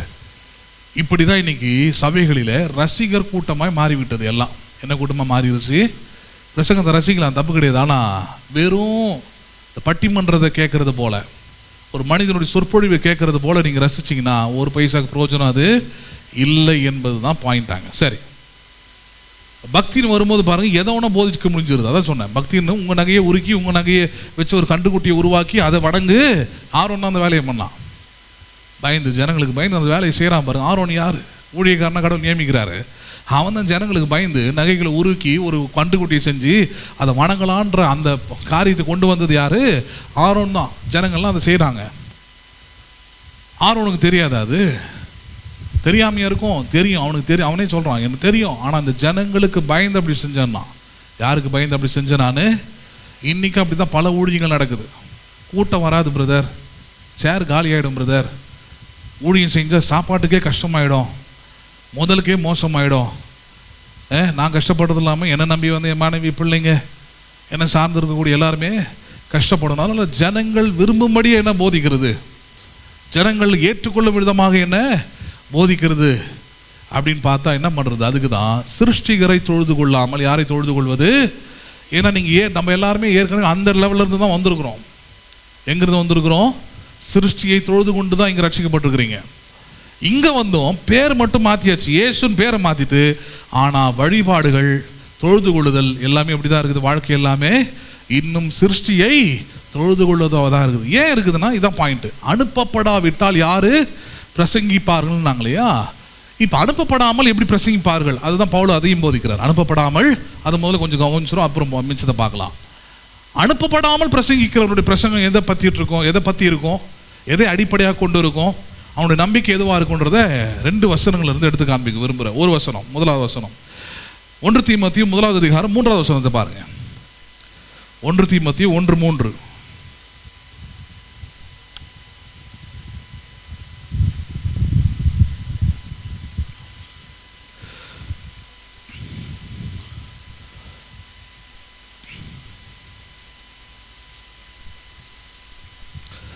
தீமோத்தேயு 1:3 பாருங்க. வேற்றுமையான உபதேசங்களை போதியாதபடிக்கும், தீமோத்தேயுக்கு பவுல் எழுதுறாரு, தீமோத்தேயுவே சபைக்கு போதகனாக இருக்கிறேன். எதை போதிக்காத? வேற்றுமையான உபதேசங்களை சபையில் என்ன பண்ணாத? போதிக்காதன்ற. சரி, எது வேற்றுமையான உபதேசம்? அடுத்தது வரார். விசுவாசத்தினால் விளங்கும் தெய்வ பக்தி விருத்திக்கு ஏதுவாயிராமல். எதுவாயிராமல்? விசுவாசத்தினால் அப்படின்னா வசனத்தை கொண்டு பக்தி விருத்தி உண்டாகிற அந்த காரியமாயிராமல் தர்க்கங்களுக்கு ஏதுவாயிருக்கிற. எதற்கு ஏதுவாயிருக்கிற? ஒரு பிரசங்கத்தை கேட்டா மற்ற வழிபாடு செய்கிறவன், மற்றவருடைய பக்தியில் இருக்கிறவனெல்லாம் போய் என்ன பண்ண வேண்டியதாக இருக்குது? நோண்டி பேசுறது. புரியுதா இல்லையா? சில அந்த பிரசங்க, இந்த மாதிரி பிரசங்கம் தான் நடக்குது. அந்த பிரசங்கத்தை கேட்டிங்கன்னா எப்படி இருக்குன்னா, உங்களுக்கு உணர்ச்சியோட வைக்கும், வைராக்கியப்பட வைக்கும். அதில் ஒரு பிரசங்கியார் பிரசங்கிக்கிறாரு. என்ன பிரசங்கிக்கிறாரு? நீங்கள் கல்லை போய் வணங்குகிறீர்கள், மண்ணை போய் வணங்குகிறார்கள், போய் அவரிடத்துல போய் கேளுங்கள். உங்கள் கல் தண்ணியிலே போட்டால் என்ன ஆகும்? உங்கள் மண் தண்ணியிலே போட்டால் என்ன ஆகும்? இதான் பிரசங்கம். பண்ணியாச்சு. உள்ளே இருக்கிற முட்டால் கேட்டுட்டான். இப்போ அதன் உபதேசம் கேட்டாச்சு. இப்போ பக்தி வந்துருச்சு, வைராக்கியம் வந்துருச்சு. தன்னுடைய இந்து நண்பனை பார்த்து கேட்குறான், என்னென்னு உன்னுடைய தெய்வங்கள் எல்லாம் வெறும் கல்லும் மண்ணுமா இருக்குது. எங்கே அந்த கல்லும் மண்ணும் ஒரு சாதாரணமான தண்ணியை மேற்கொள்ள முடியுமா, தாங்கி கொள்ள முடியுமா, தப்பிக்க முடியுமா அப்படின்னு சொல்லிட்டு குட்டையில் போயிட்டு அதை போட்டு பாருலாம் சொல்கிறான். குட்டையில், ஏரியில், கடல்லலாம் என்ன பண்ண அந்த மண்ணையும் கல்லையும் போட்டு பாரு. கல்லாக இருந்தால் அது உள்ளே முழுகிடும், மண்ணாக இருந்தால் என்ன பண்ணிடும்? அது கரைஞ்சிடும். பாரு, ஒரு தண்ணியை கூட என்ன பண்ண முடியல, தாங்க முடியல. இப்படிலாம் பிரசங்கம். சரி, பண்ணியாச்சு. அவனுக்கும் ஒரு மாதிரி ஆயிடுச்சு. என்ன, நம்ம ஒரு நம்பிக்கை வச்சுருக்குறோம், அது இப்படி பேசி விட்டானேன்னு. அடுத்தது வரான். என்னது? அவன் சர்ச்சுக்கு கூப்பிட்றான், வந்துடுறான். வந்து பார்த்தா அந்த சர்ச்சில் நல்ல பின்னாடி ஒரு பெரிய சிலுவை கட்டையிலே செஞ்சுருக்கிறான். பணம் இருக்குதுல்ல, வுட்டில் தான் செய்வாங்க. இப்போ லேட்டஸ்ட் டெக்னாலஜியில் இருக்கக்கூடிய ஃபைபர்லேயோ அதிலலாம் என்ன பண்ண மாட்டாங்க, நியான்லேயெல்லாம் செய்ய மாட்டாங்க. ஏன்னா அதெல்லாம் அது இயேசு மரத்தில் தான் அடித்தாங்க. அதனால் நாங்கள் பிரசங்கம் பண்ணுற இடத்துல பின்னாடி இருக்கிற சிலுவை எதில் தான் இருக்கணும்? மரத்தில் தான் இருக்கணும். ஆக்சுவலாக பிரசங்கர்லாம் தூக்கி அதில் அடித்து தொங்க விடணுன்றேன். இந்த மாதிரி பிரசங்கம் பண்ணுறவனெல்லாம் இந்த மனுஷனை கொண்டு வந்து உட்கார வைக்கிறான். இவனும் உட்காரான். வந்து கேளு, எங்கள் பாஸ்டர் பிரசங்கம் பண்ணுறத கேளு. இந்த ஒரு பாயிண்ட்டுக்கே நீ சாஞ்சிட்டியே, எங்கள் பாஸ்டர் பாயிண்ட்டாக பேச போகிறாருன்னு அவன் ஆச்சரியமாக வந்து உட்காந்துருக்கிறான். அவனுக்கு ஒன்று தோணுது, சரி ராஜா, எந்த கல் எந்த மண் தண்ணியில் போட்டால் என்ன பண்ணிடுது? கரைஞ்சிடுது, முழுகிடுது. ஆனால் உங்கள் சர்ச்சில் நீங்கள் வச்சுருக்கிறீங்களே சிலுவை, அது என்னது? உட்டு. நெருப்புக்கு தாங்குமான்னு கேட்டான் அவன். நெருப்பில் இந்த கட்டியை போட்டால் என்ன ஆகும்? ஹலோ, என் மண்ணாவது கரைஞ்சி போகுது, என் கல்லாது உள்ளே மூழ்கும் போது. ஆனால் என்ன ஆகிடும்? சாம்பலாகிடும். என்னை இங்கேயா கொண்டாந்த? இப்போ புரியுதா பிரசங்கம்லாம் எப்படி இருக்குதுன்ட்டு? இந்த மாதிரியான பிரசங்கத்தை தான் ஜனங்க அதிகமாக கேட்டு, எங்கள் பாஸ்டர் மாதிரி பிரசங்க யாருமே கிடையாது, என்ன மாதிரி தினம் உபதேசிக்கிறான் பிரசங்கம். அதுக்கு தான் முன்னாடி ஒரு வார்த்தை போகிறார் தீமோத்தேயுவே, நீ இப்படிலாம் உபதேசிக்காத, இப்படிலாம் பிரசங்கம் பண்ணாத, விசுவாசத்தினால் வருகிற பக்தி விருத்தி உண்டாக பிரசங்கம் பண்ணு. ஒரு நாளும் இப்படிப்பட்ட பிரசங்கத்தை என்ன பண்ணாத, செய்யாத. எப்படிப்பட்ட பிரசங்கத்தை செய்யாத? தர்க்கங்களுக்கு ஏதுவாக இருக்கிற. என்ன எதுக்கு ஏதுவாக இருக்கிற? தர்க்கம் பண்ணுறதுக்குன்னே மற்ற புறஜாதி மக்களோடு மற்றவங்களை நேசிங்க தான் ஆண்டவர் சொன்னார். சத்துருங்களை நேசிக்கணும்னு சொல்லி கொடுத்தாரு. ஆனால் அவங்க புத்தியில் எங்கே போய்கிட்டு இருக்குது? தர்க்கம் பண்ணணும், கேள்வி கேட்கணும். அவன் பக்தியை பற்றி உனக்கு அந்த வேலை இல்லை. உன் பிரசங்கம், நீ கேட்குற பிரசங்கம் உனக்கு விசுவாசத்தை பற்றிய பக்தி வைராக்கியத்தை தான் உனக்குள்ள உண்டாக்கணும், பக்தி விருத்தியை தான் உண்டாக்கணுமே தவிர மற்றவனை பரியாசம் பண்ணுறதுக்கோ, கேலி பண்ணுறதுக்கோ, கேள்வி கேட்கறதுக்கோ, அவனை அவமரியாதை பண்ணுறதுக்கோ, அவனோடு இருக்கிற அன்பு உடஞ்சி போகிறதுக்கோ என்ன பண்ணக்கூடாது? உன் பிரசங்கம் காரணமாக இருக்கக்கூடாது. ஆனால் பிரசங்கம் பொதுவாக என்ன உண்டாக்கிறது? இதுதான் உண்டாக்கிடுது.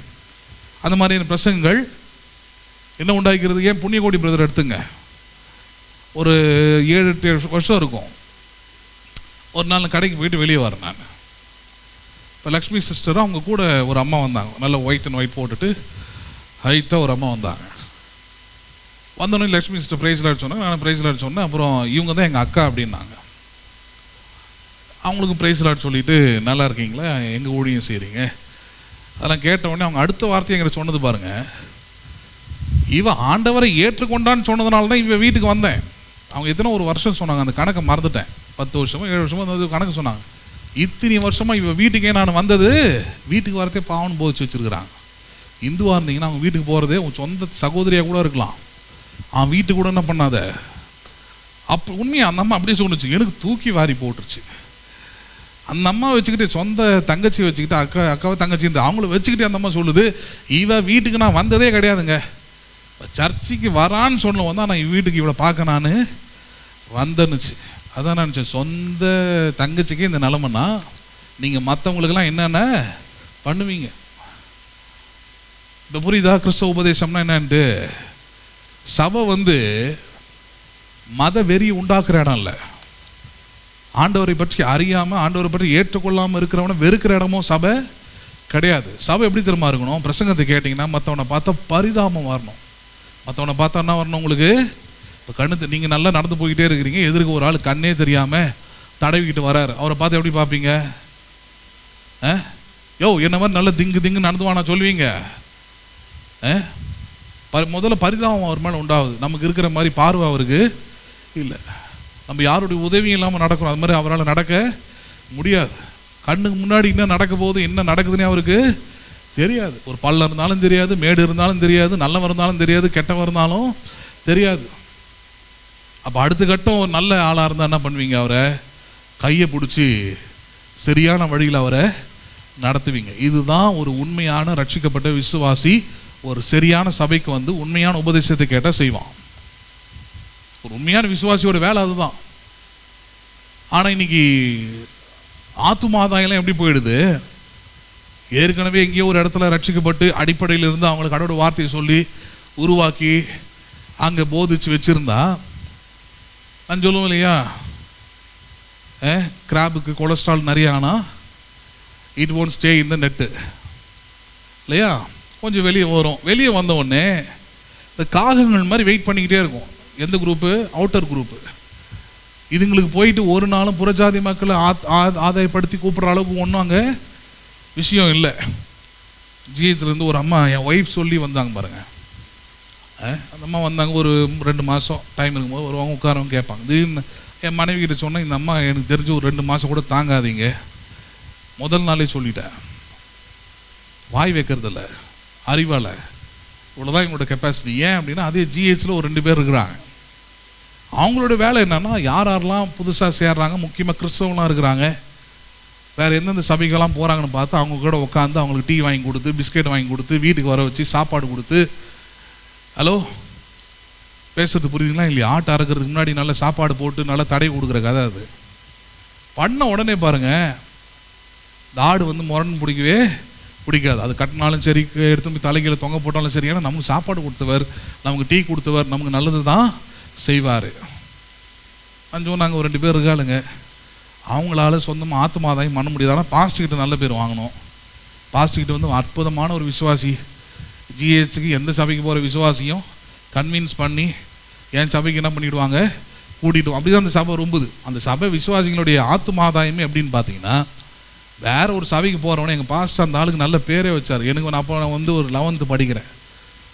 ஒரு சர்ச்சில் ஒரு கூட்டம் ஒன்று நடக்குது, கிட்டார் ப்ளே பண்ணிவிட்டு உட்காந்துருக்குறேன். எங்கள் பாஸ்டர் அப்போ வந்தார். இந்த குறிப்பிட்ட நான் சொல்கிறேன் அந்த பாஸ்டர் அங்கே உட்காந்துருந்தார். எங்கள் சபையிலேருந்து ஒரு 4 பேர் அங்கே போயிருந்தாங்க. அது எப்பவுமே பெரிய பிரச்சனை நிறைய சபைகளில், நம்ம இங்கே கண்டுக்கிறதில்ல.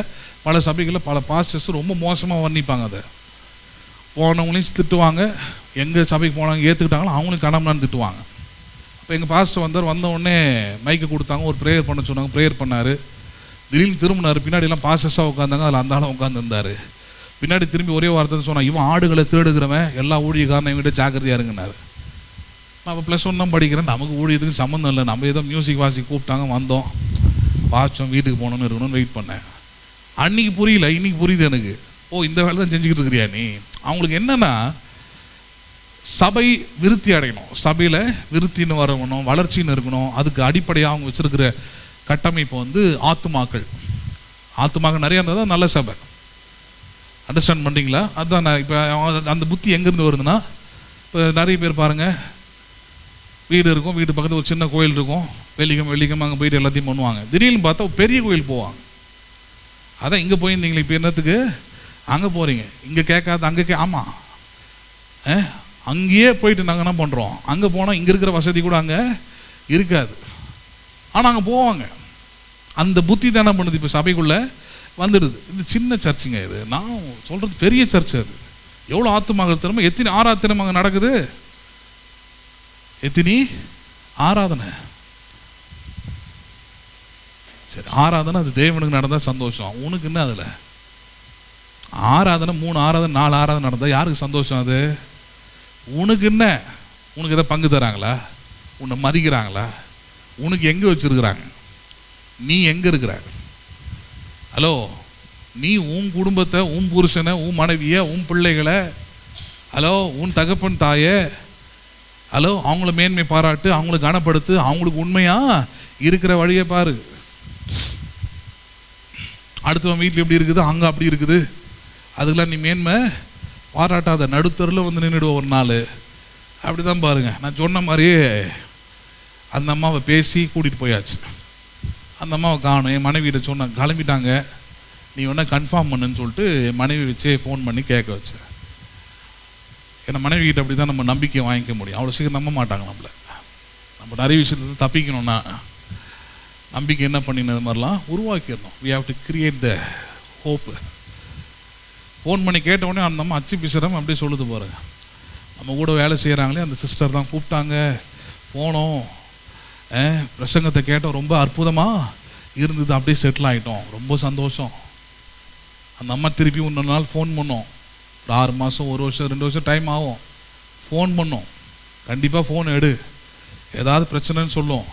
ஃபஸ்ட்டு டீசெண்டாக ஒரு வார்த்தை சொல்லு, ப்ரேயர் பண்ணுறேன், ஆண்டவர் நல்ல ஒரு வார்த்தை கொடுத்துருக்குறார், ஜெபம் பண்ணுங்கள், யாருக்கு சத்துருக்களுக்காக கூட, அதனால் ப்ரேயர் பண்ணுறேன். அதுக்கப்புறம் அதை தாண்டி பார்க்க வரணும்னு கேட்கும், நேராக வரும்னு கேட்கும். தயவுசெய்து அந்த தப்பை மட்டும் என்ன பண்ணிடாதீங்க, செஞ்சிடாதீங்க. அந்த தப்பை மட்டும் என்ன பண்ணிடாதீங்க, செஞ்சிடாதீங்க. நாய் தன் கக்கினதை திரும்ப தின்னும், மனுஷன் தன் கக்கினதன் மேலே மண்ணை போட்டு மூடுவான். நான் மனுஷன் மண்ணை போட்டு மூடுறேன், அவ்வளோதான். அண்டர்ஸ்டாண்டு? புரிஞ்சுதா? அவ்வளோதான். ஒன்ஸ் எவாக்குவேட்டட்னா அது வாமிட்டட், அது அவ்வளோதான். அதை திரும்ப தின்றதுக்கு நான் நாயும் கிடையாது, ஊழியமும் ஆவியானவரும் அவ்வளோ சீப்பானவங்களும் கிடையாது. அப்போ இளையகுமாரன் கதை பிரதர், அது கதையே வேற. அவன் மனம் திரும்பி பன்றிகளை மேய்க்க கூட நான் தகுதி இல்லைன்றதை உணர்ந்து தகப்பனிடத்தில் வந்து, தகப்பனே நான் உமக்கு விரோதமாகவும் பாரத்துக்கு விரோதமாகவும் பாவம் செய்தேன். இது அதுக்காக வரதில்லை. இந்த குரூப்லாம் வந்து மறுபடியும் நல்லா ஆகிட்டு மறுபடியும் நமக்கு ஏதாவது என்ன பண்ணணும், 4 வாரத்தை நம்மளை குறை சொல்லிட்டு கிளம்பணும். அதுக்கு நம்ம ஆள் கிடையாது. அதனால தான் பாருங்கள், ஊழியம்னு வரும்போது பிரசங்கிக்கிறாங்க. பிரசங்கம்ன்றது எதை அடிப்படையாக கொண்டு இருக்கணுன்றது உங்கள் விசுவாசத்தின் பக்தி விருத்தியை என்ன பண்ணணும், அது உண்டு பண்ணணும். உங்கள் விசுவாசம் விருத்தி அடைதான்னு பாருங்கள். ஒரு பிரச்சனை வருது, how you are handling it, எப்படி எதிர் நிற்கிறீங்க, எப்படி பார்க்குறீங்க, அதை எப்படி சரி செய்கிறீங்க, அதை எப்படி மேற்கொள்கிறீங்க, தோல்வி எப்படி ஜெயமாக மாற்றுறீங்க. இதுதான் விசுவாசத்தில் இருக்கிறது. ஆபகுக்குள்ள அப்படி தான் சொல்லி கொடுக்குறார் தேவன். தன் விசுவாசத்தினாலே நீதிமான் பிழைச்சாதான் விசுவாசி. பிழைக்காமல் செத்துட்டான், பிழைக்காமல் அழிஞ்சிட்டானா அவன் யாரு கிடையாது, விசுவாசியே கிடையாது. விசுவாசிகளுக்கு பிரச்சனை வருங்க. ஏசு அழகாக சொல்லிட்டு போனார் இல்லையா, உலகத்தில் உங்களுக்கு என்ன உண்டு, அதை மட்டும்தான் நிறைய பேருக்கு தெரியும். அடுத்த வார்த்தையை படிக்கிறதே இல்லை. உலகத்தில் உபத்திரவம் உண்டு, அதே வார்த்தையில் முடிக்கிறாரு. அதே உலகத்தை நான் ஜெயித்தேன். உபத்திரம் வந்தால் ஒரு விசுவாசி என்ன பண்ணணும், அதில் ஜெயிக்கிறதுக்கான வழியை பார்க்கணும், ஜெயித்து காட்டணும். எங்கே தோல்வி அடைஞ்சனோ, எதில் தோல்வி அடைஞ்சனோ, அது சின்னதோ பெருசோ தேவையோ தேவையில்லாததோ, வாட் எவர் இட் இஸ், நான் எங்கே விழுந்தோனோ, எத்தனை முறை விழுந்தோனோ அங்கே எழுந்து நிமிர்ந்து நிற்கணும். நின்னாதான் உங்களுக்குள்ள விசுவாசம் இருக்குது, தேவன் உங்களுக்குள்ள இருந்து கிரியை செய்கிறாரு. இல்லைன்னா நீங்கள் போய் சபைக்கு போய் கேட்ட பிரசங்கள்லாம் ஏதோ ஒரு மனுஷனுடைய வார்த்தை, வீணான கட்டுக்கதைகள் தான். அதை தான் இங்கே போதிக்கிறார் தீமோத்தேயுவே. பிரசங்கம்னா எல்லாம் பிரசங்கம் இல்லைப்பா, நீ இந்த மாதிரி பிரசங்கத்தை பண்ணாதன்றார். என்ன பிரசங்கத்தை பண்ணாத, தர்க்கங்களுக்கு ஏதுவாக இருக்கிற காரியங்களையும், அடுத்தது கட்டுக்கதைகளையும். என்ன கதைகள்? அது எல்லாமே கட்டுன்னு கட்டுவாங்க. அவங்க பிரசங்கத்தை எல்லாத்துக்கும் உதாரணம் பார்த்தீங்கன்னா ஃபாரின் தான் இருக்கும். ஃபாரின், வெளியூர், உள்ளூரில் ஒன்றுமே இருக்காது. உள்ளூரில் கட்டுக்கதைனா அதான், இவங்கள கட்டுறது. அதை சொன்னேன். விக்கிரக ஆராதனை என்னது? உருவாக்குவதை தொழுது கொள்வது. எதை தொழுது கொள்வது? இப்போ இந்த கட்டுக்கதைகளை தான் நிறைய பேர் நம்பிக்கிட்டு இருக்கிறான். ஒரு அம்மா அப்படியே வந்து சொன்னுச்சு, அவங்க வீட்டுக்காரர் கேன்சரு, பிஎஸ்என்எல்ல ஒர்க் பண்ணுறாரு, கடைசி ஸ்டேஜுக்கு வந்துட்டார், சாகிற ஸ்டேஜுக்கு வந்துட்டார். வரும்போது அந்த அம்மா வந்து கேட்குது எங்ககிட்ட, குறிப்பிட்ட சபையிலேருந்து ஒரு 3 பேர் வந்தாங்க. வந்து அவங்களுக்கு எங்ககிட்ட சொன்னது, உங்கள் வீட்டுக்காரை பிழைக்க வைக்க முடியும், உங்கள் வீட்டுக்காரை என்ன பண்ண வைக்க முடியும். ஆமாம், கேன்சரோட லாஸ்ட் ஸ்டேஜாக இருக்கலாம், டாக்டர்ஸ் இன்னும் 10 நாள் கூட சொல்லியிருக்கிறாங்க. ஆனால் அவங்க வீட்டுக்காரை எங்களால் பிழைக்க வைக்க முடியும், இந்த கேன்சர் நோயை குணமாக்க முடியும். அந்த அம்மா பயங்கரமாக ஆசை. ஏன்னா கையில் வந்திருக்கிறவங்க எல்லாம் பைபிளோடு வந்திருக்கிறாங்க. இந்த முக்காடு இப்போல்லாம் புடவி இழுத்து இழுத்து போட்டுக்கிட்டு அங்கே சொருவி இப்போல்லாம் ஈஸியாக என்ன பண்ணிடுது, கறி துணி மாதிரி கிடச்சிருது. தூக்கி சட்டு போட்டு என்ன பண்ணுறது, போட்டு ஒரு இழு, அவ்வளோதான். இங்கே போடுறது இப்படி போட்டு இழுத்துட்டிங்கன்னா இன்னும் நல்லாயிருக்குன்ற. நான் கொஞ்சம் கீழே இறங்கிடுங்க, 2 இன்ச்சு கீழே இறங்கிடுங்க.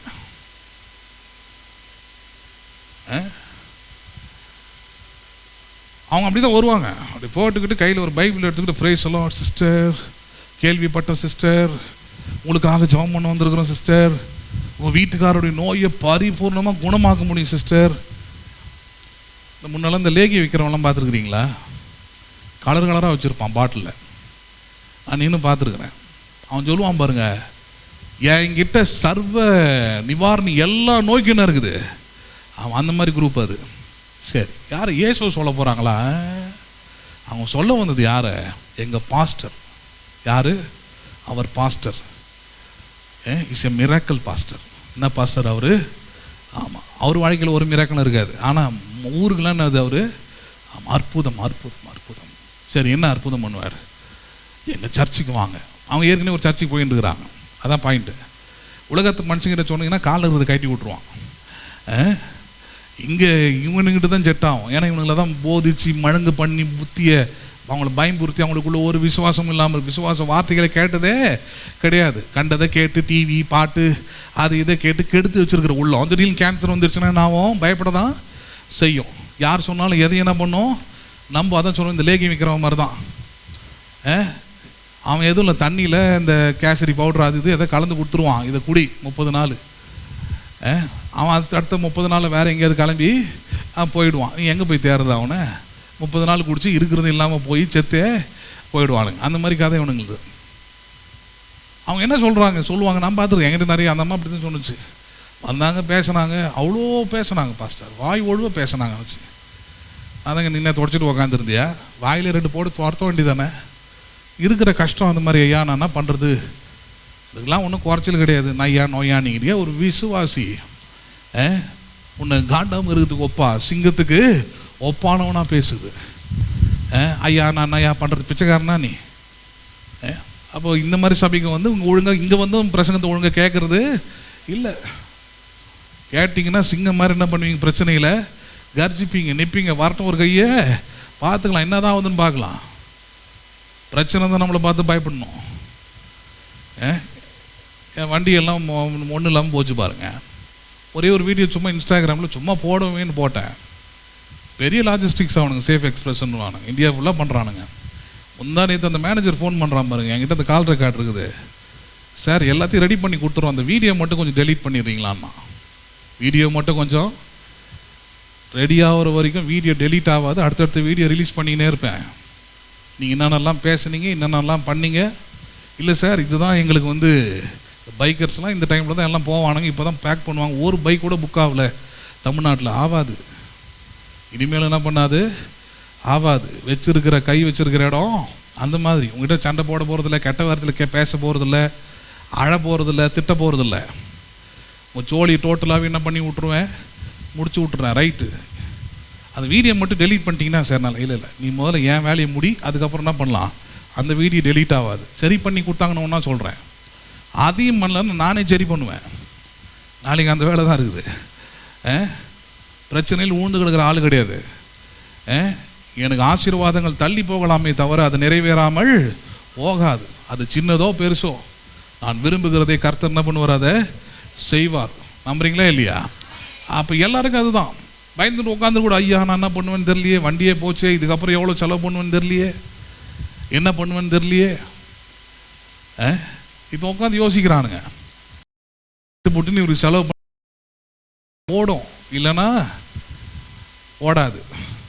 வெறும் காட்டன் பாக்ஸையும் பேம்பர்ஸையும் தான் நீங்கள் என்ன பண்ணி ஆகணும், இதுக்கப்புறம் கொரியர் பண்ணி ஆகணும்.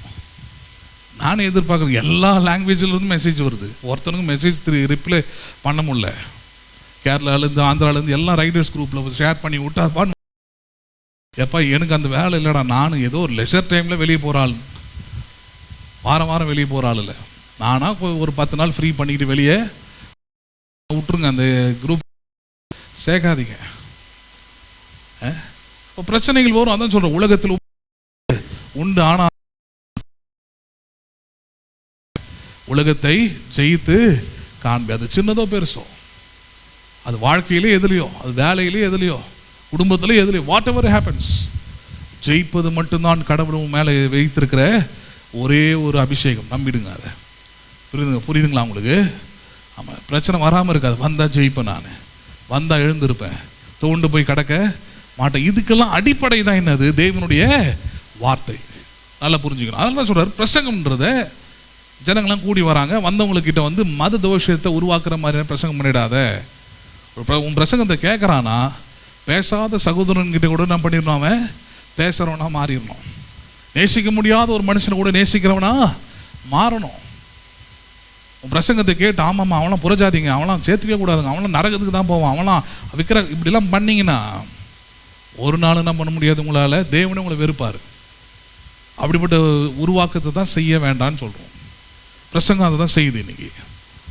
பிரசங்கம்ன்ற பேரில் இது செய்கிறாங்க. அதெல்லாம் சொல்கிறாரு, வீணான தர்க்கங்களையும் அப்புறம் கட்டுக்கதைகளையும் முடிவில்லாத வம்ச வரலாறுகளையும். அடுத்த இது இந்த ரொம்ப ஞானமுள்ள பிரசங்கம்ன்றதை எதை சொல்கிறாங்கன்னா, இந்த வம்ச வரலாறுகள் தான். எங்கள் பாஸ்டர் தெரியுமா, 1000 பிசிக்கு அதெல்லாம் இப்போ எடுத்துன்னு வந்து என்ன பண்ணுவார், 1000 வருஷத்துக்கு முன்னாடி நடந்ததெல்லாம் இப்போ பேசுவார். பாயிண்ட்டாக பேசுவார், புக்கே இல்லாமல் பேசுவார். எல்லாம் இதுனா சின்ன பசங்களை கூப்பிட்டு மனப்பாடம் பண்ணுற விஷயமா இது? நிறைய பேருக்கு அது ஒரு இது திறமைன்னா எதை நினைக்கிறாங்க, புக்கே இல்லாமல், குறிப்புகளே இல்லாமல், பாயிண்ட்ஸே இல்லாமல், அப்படியே வந்து கண்ணை மூடிக்கிட்டு வாய்க்கு வந்தது அள்ளி தெளிக்கிறது தான் அப்பா என்ன மாதிரி அப்படின்னு நினைக்கிறாங்கல்ல. அது பெருசு நீ நினச்சின்னா, இந்த கொழாடி சண்டை போடுறவங்களாம் அவனா குறிப்பு எழுதி வச்சுட்டு சண்டை போடுறாங்க. வாடி இன்னைக்கு எத்தனை மணிக்கு நீ முதல்ல குடம் வச்சு அப்படியே பண்ணுறாங்க. வர ஆளுங்க தூக்கி சோறு ஆளுங்க. ஏழை யார் முதல்ல வந்தது, என் புருஷன் யார் தெரியுமா, வாய்க்கு வந்தது என்ன பண்ணுறாளுங்க, குறிப்பு தேவையில்லை, குழா சண்டைக்குன்னா தேவையில்லை, குறிப்பு தேவையில்லை. ஆனால் அரசாங்க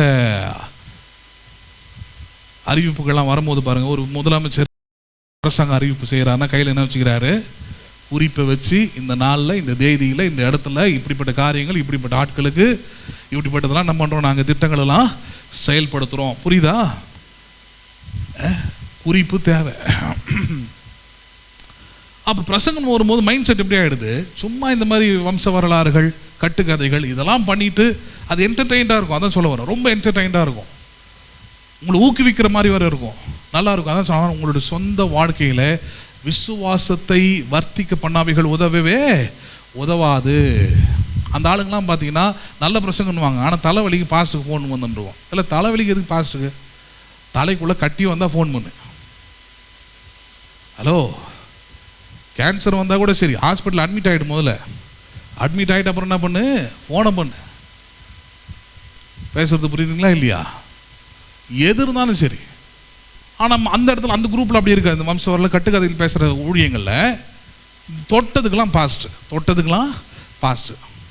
பாஸ்ட்னா நாட்டு வைத்தியரா வந்து உங்கள் நாடியை பிடிச்சி பார்த்து நீங்கள் எவ்வளோ நாள் இருப்பீங்க, உங்களுக்கு என்னென்னலாம் இருக்குதுன்னு பார்த்து சொல்கிறதுக்கா? இல்லை டயலாக் அந்த ஆள் வர எப்படி கலப்பி விட்ருப்பாங்கன்னா, பாஸ்டர் நீங்கள் வந்துட்டீங்கன்னா போதும் பாஸ்டர், எல்லாமே அப்படியே டோட்டலாக மாறிடுது. நித்யானந்த ஒரு காலத்தில் அப்படி தான் கவுத்தானுங்க, ஓடி போய் ஒளிஞ்சிருக்கிறாரு. அவரை கவுத்ததில் முதல் கவுத்தல்னா அதுதான் எனக்கே தெரியும். அப்துல்லாபுரமா அது பக்கத்தில் ஒரு ஊர் இருக்குது, ஒரு பெரிய பணக்காரன் அந்த ஆள். அந்த ஆளுக்காகவே இந்த மனுஷன் வந்தார். வரும்போது ஃபுல்லாக பேனர், கதவை திற காற்று வரட்டும். நான் சொல்கிறது ஒரு 15-20 வருஷத்துக்கு முன்னாடி கதை. நானே பார்த்தா யார் இவன் புதுசாக இருக்கிறான் ஏரியாவில், கதவை திற காற்று வரட்டும், ஏன் ஜன்னல் திறந்தா வராதெல்லாம் கிணறு அடிச்சுக்கிட்டு இருந்தோம். கடைசியாக பார்த்தா அந்த ஆள் வராரு. நல்லா சும்மா காரில் ஒரு 4-5 கார் பெருசு பெருசாக வருது. சரி என்ன அப்படின்னு விசாரித்து பார்த்தா வருது பாருங்கள். அந்த ஆள் எங்களுக்கும் தெரிஞ்சுவார். எதுவும் இல்லை, சாமி வந்து அவருடைய பாதத்தை எங்கள் வீட்டுக்குள்ளே வைக்கிறதுக்காக கூப்பிட்டுருக்குறோம். எதுவும் இல்லை, அவர் கார்லேருந்து இறங்கி வர்றது வரைக்கும் ஒரு இது போடுவாங்க, துணி போடுவாங்க. அப்புறம் அவங்க வீட்டுக்குள்ளே சாமி அவரே என்ன பண்ணுவார், ஒரு துணியை போட்டிருப்பார். அதில் வந்து 2 காலையும் வைப்பார். வச்ச உடனே அதுக்கு பூஜைலாம் பண்ணுவாங்க. எல்லாம் பண்ணி முடிச்ச பிறகு இந்த காலில் வச்சார் இல்லையா, அந்த துணியை பத்திரமா எடுத்து வீட்டில் வச்சுப்பாங்க, ஃப்ரேம் போடுவாங்க, என்ன ஒன்றும் பண்ணுவாங்க. அவர் சொன்னார் பாருங்க, காலில் வைக்கணும்னு வந்தேன், ஏன்னா சாமி காலை வச்சதுக்கப்புறம் தான் பிஸ்னஸ் ஓஹோன்னு ஓடிச்சுன்னார். இன்னைக்கு அவரே ஊரை விட்டு ஓட்டார், இவரும் ஓட்டார், அவரும் ஓட்டார், அவள் தான் மொத்தம் முடிஞ்சு போச்சு. பாஸ்ட் அப்படி பயன்படுத்தாதீங்கன்றேன். பாஸ்ட் உங்கள் வீட்டுக்கு வர்றது நல்லது, உங்களுக்காக ப்ரேயர் பண்ணணும், அதெல்லாம் அடிப்படை உரிமைன்னு உடைச்சி வச்சுப்போமே. கஷ்டத்தில் இருக்கிறீங்கன்னா உங்களுக்கு ஃபோன் பண்ணால் ஜெபம் பண்ணணும், அதெல்லாம் ஒன்றும் தப்பு இல்லை. ஆனால் ஒரு சாதாரணமாய் நீங்கள் அணுக வேண்டிய பிரச்சனைக்கெல்லாம் இன்னும் அவரை கூப்பிட்டுக்கிட்டு இருக்கிறது சரியானது. நீங்கள் எப்போ வளர போகிறீங்க, நீங்கள் எப்போ உங்கள் கர்த்தரை நோக்கி பார்க்க போகிறீங்க, உங்களுக்குள்ளே எப்போ அந்த விசுவாசம் வரப்போகுது. நான் ஜெபித்தாலும் தேவன் என்ன பண்ணுவார், கேட்பார், என் ஜெபங்களுக்கு அவர் பதிலை அளிப்பார்னு எப்போ உங்களுக்கு நம்பிக்கை வர்றது? அப்போ அப்படிப்பட்ட பிரசங்கம் பண்ணதே இல்லையா?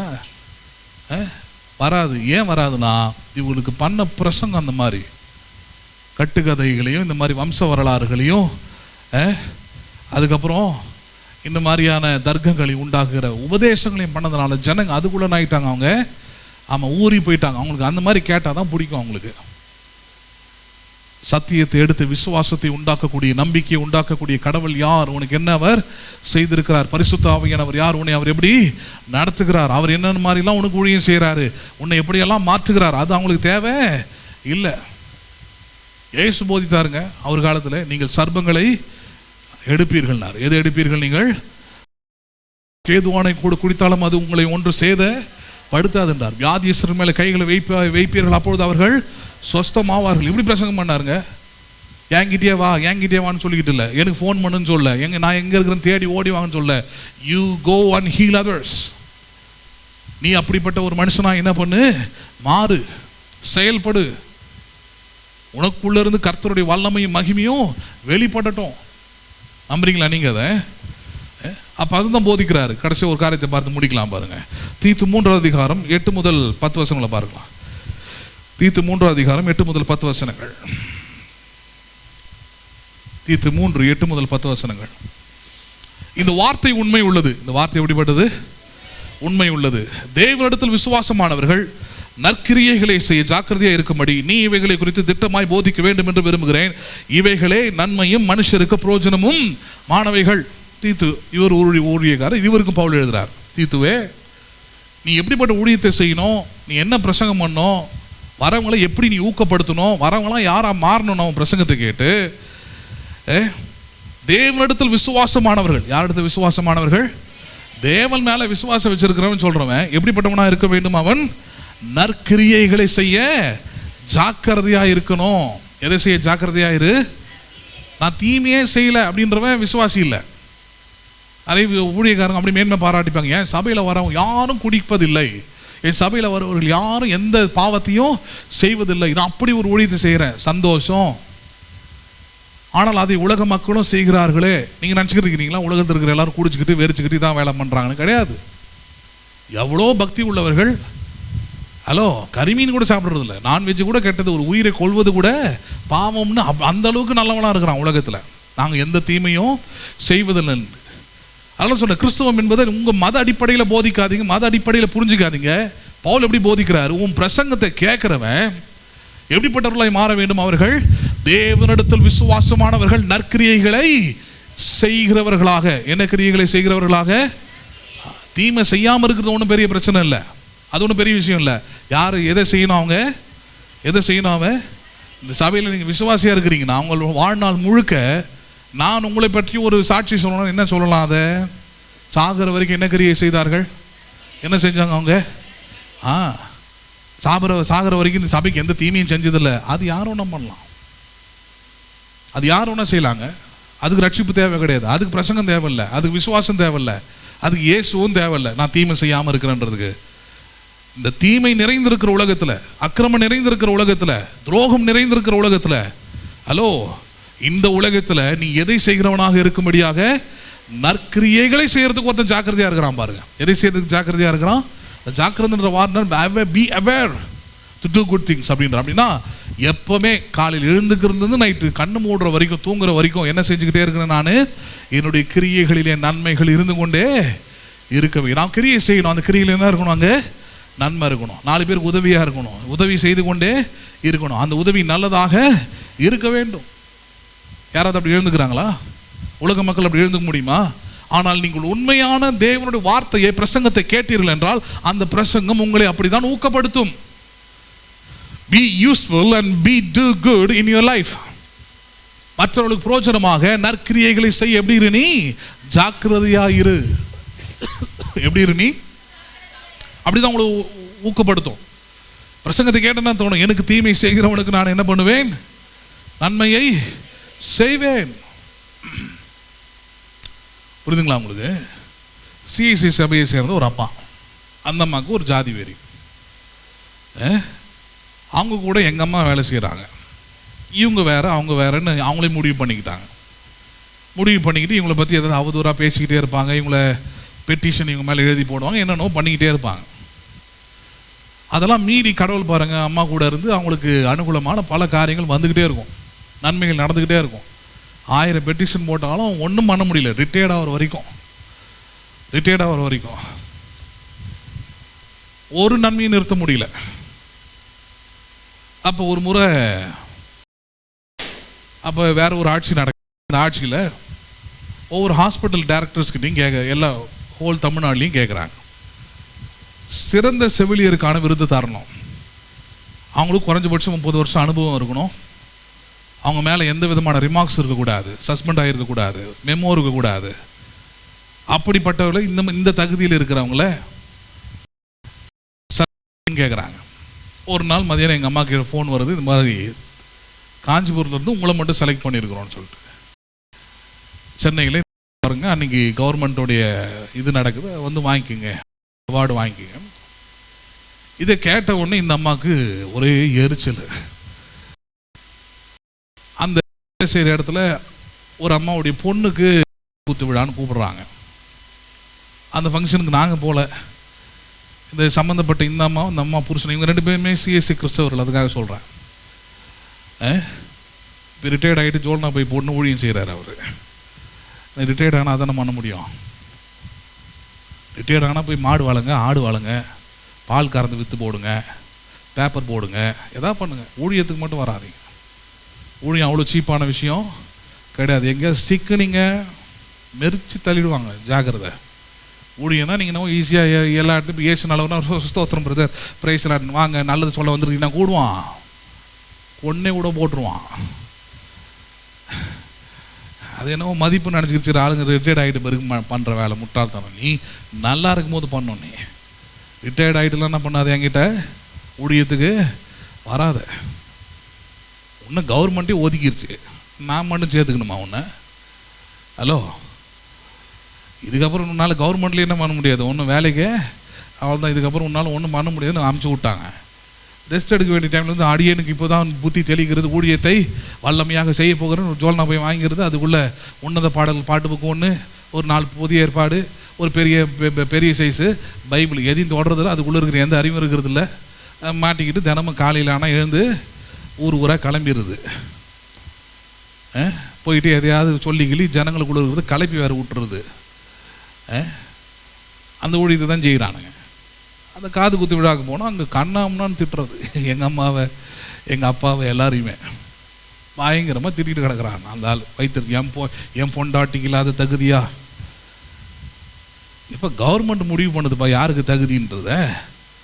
கவர்மெண்ட்டு மார்க்கை பார்க்குது, எக்கச்சக்கமாக மேமோ 2 வாட்டி சஸ்பெண்ட், கலெக்டரே சஸ்பெண்ட் பண்ணி வச்சுருக்குறாங்க. இதெல்லாம் பார்க்குறாங்க. பார்த்துட்டு எப்படி தருவாங்க உனக்கு தகுதியை பற்றி? எங்ககிட்ட வந்து நீன்னா அப்புறம் நாங்கள் என்ன பண்ணுறது?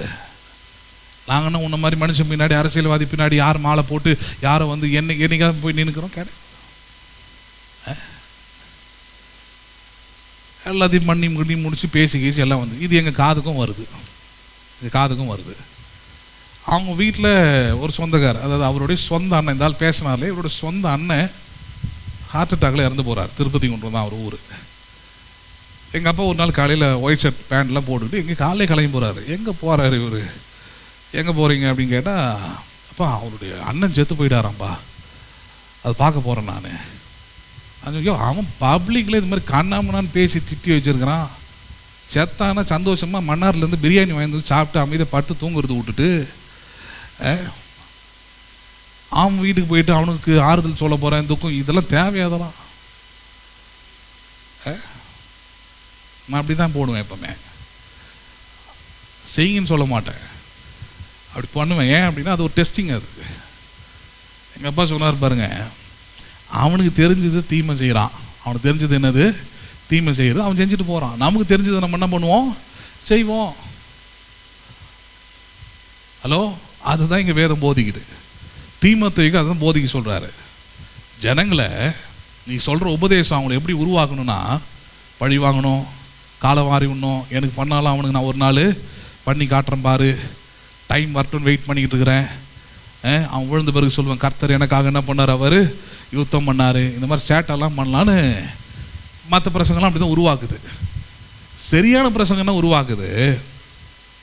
சந்தோஷப்படுகளுடனே என்ன பண்ணுங்கள் நீங்கள் சந்தோஷப்படவும், துக்கப்படுகளுடனே என்ன பண்ணுங்கள் நீங்கள் துக்கப்படவும், உங்கள் சத்துருக்களுக்காக நீங்கள் ஜபம் பண்ணவும் வேண்டும்ன்றது. என்ன பண்ண வேண்டும் உங்களுக்கு? எங்கப்பா சொல்கிறார் பாருங்க, போன உடனே ஐயா வரார். முன்னாடி எல்லாருமே ஐயா தான் பேசுவானுங்க. அதை இவனுக்கு இந்த போலியான இந்த வீரர்கள் எல்லாருமே பார்த்தீங்கன்னா பின்னாடி தான் பேசுவான். அவன் இவன் ஆச்சு பூச்சு. நேராக வந்துட்டோன்னா ஐயா வராரு, மைக்கு கொடுப்போம், ஐயா ப்ரேயர் பண்ணுங்க, ஐயா 2 பாட்டு பாடுங்க, ஐயா நீங்கள் வந்தது மனசுக்கு அவ்வளோ ஆறுதலாக இருக்குது. இந்த ஆறுதல் கடைசி வரைக்கும் என்ன பண்ணட்டும், உள்ளத்தில் இருக்கட்டும். சரி, இவங்களை இப்படி கெடுக்கிறது யார்? அதான் சொல்ல வரேன் நான். இவங்களாம் நல்ல மனுஷங்க தான். எங்கள் அம்மாவுக்கு அவங்க 36 வருஷம் தொந்தரவு பண்ணியிருக்கிறாங்க. ஒரு நாள் 2 நாள் இல்லை, 36 வருஷம். ஒரு கட்டத்தில் அவங்களுடைய குடிமின்னு சொல்லுவாங்க இல்லையா, அது இவங்க கையில் மாட்டுது. இவங்களே அவங்களுக்கு அதிகாரியாக மாறுறாங்க எங்கள் அம்மா. அதையும் தடுக்கிறதுக்கு பல வேலை பார்க்குது அந்த அம்மா. வரக்கூடாது, இங்கே வந்தால் என்னை கண்டிப்பாக பழி வாங்குவாங்க, ஏன்னா நான் அவ்வளோ பண்ணி வச்சுருக்கிறேன், பயம். வந்தால் என்ன பண்ணுவாங்க, கண்டிப்பாக பழி வாங்குவாங்க.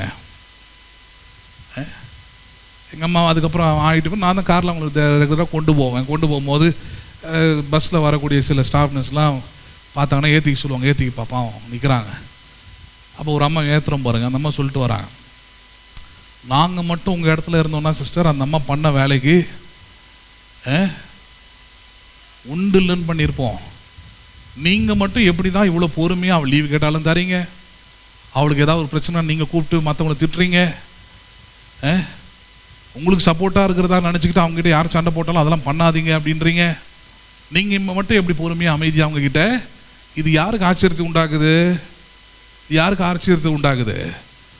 அந்த அம்மா அடுத்த ஒரு வார்த்தையை பயன்படுத்துச்சு, ஒரு கிறிஸ்தவங்கன்னா இப்படி தான் இருக்கணும்னு நான் எதிர்பார்ப்பேன் சிஸ்டர், அதுதான் உங்ககிட்ட நான் பார்க்குறேன்.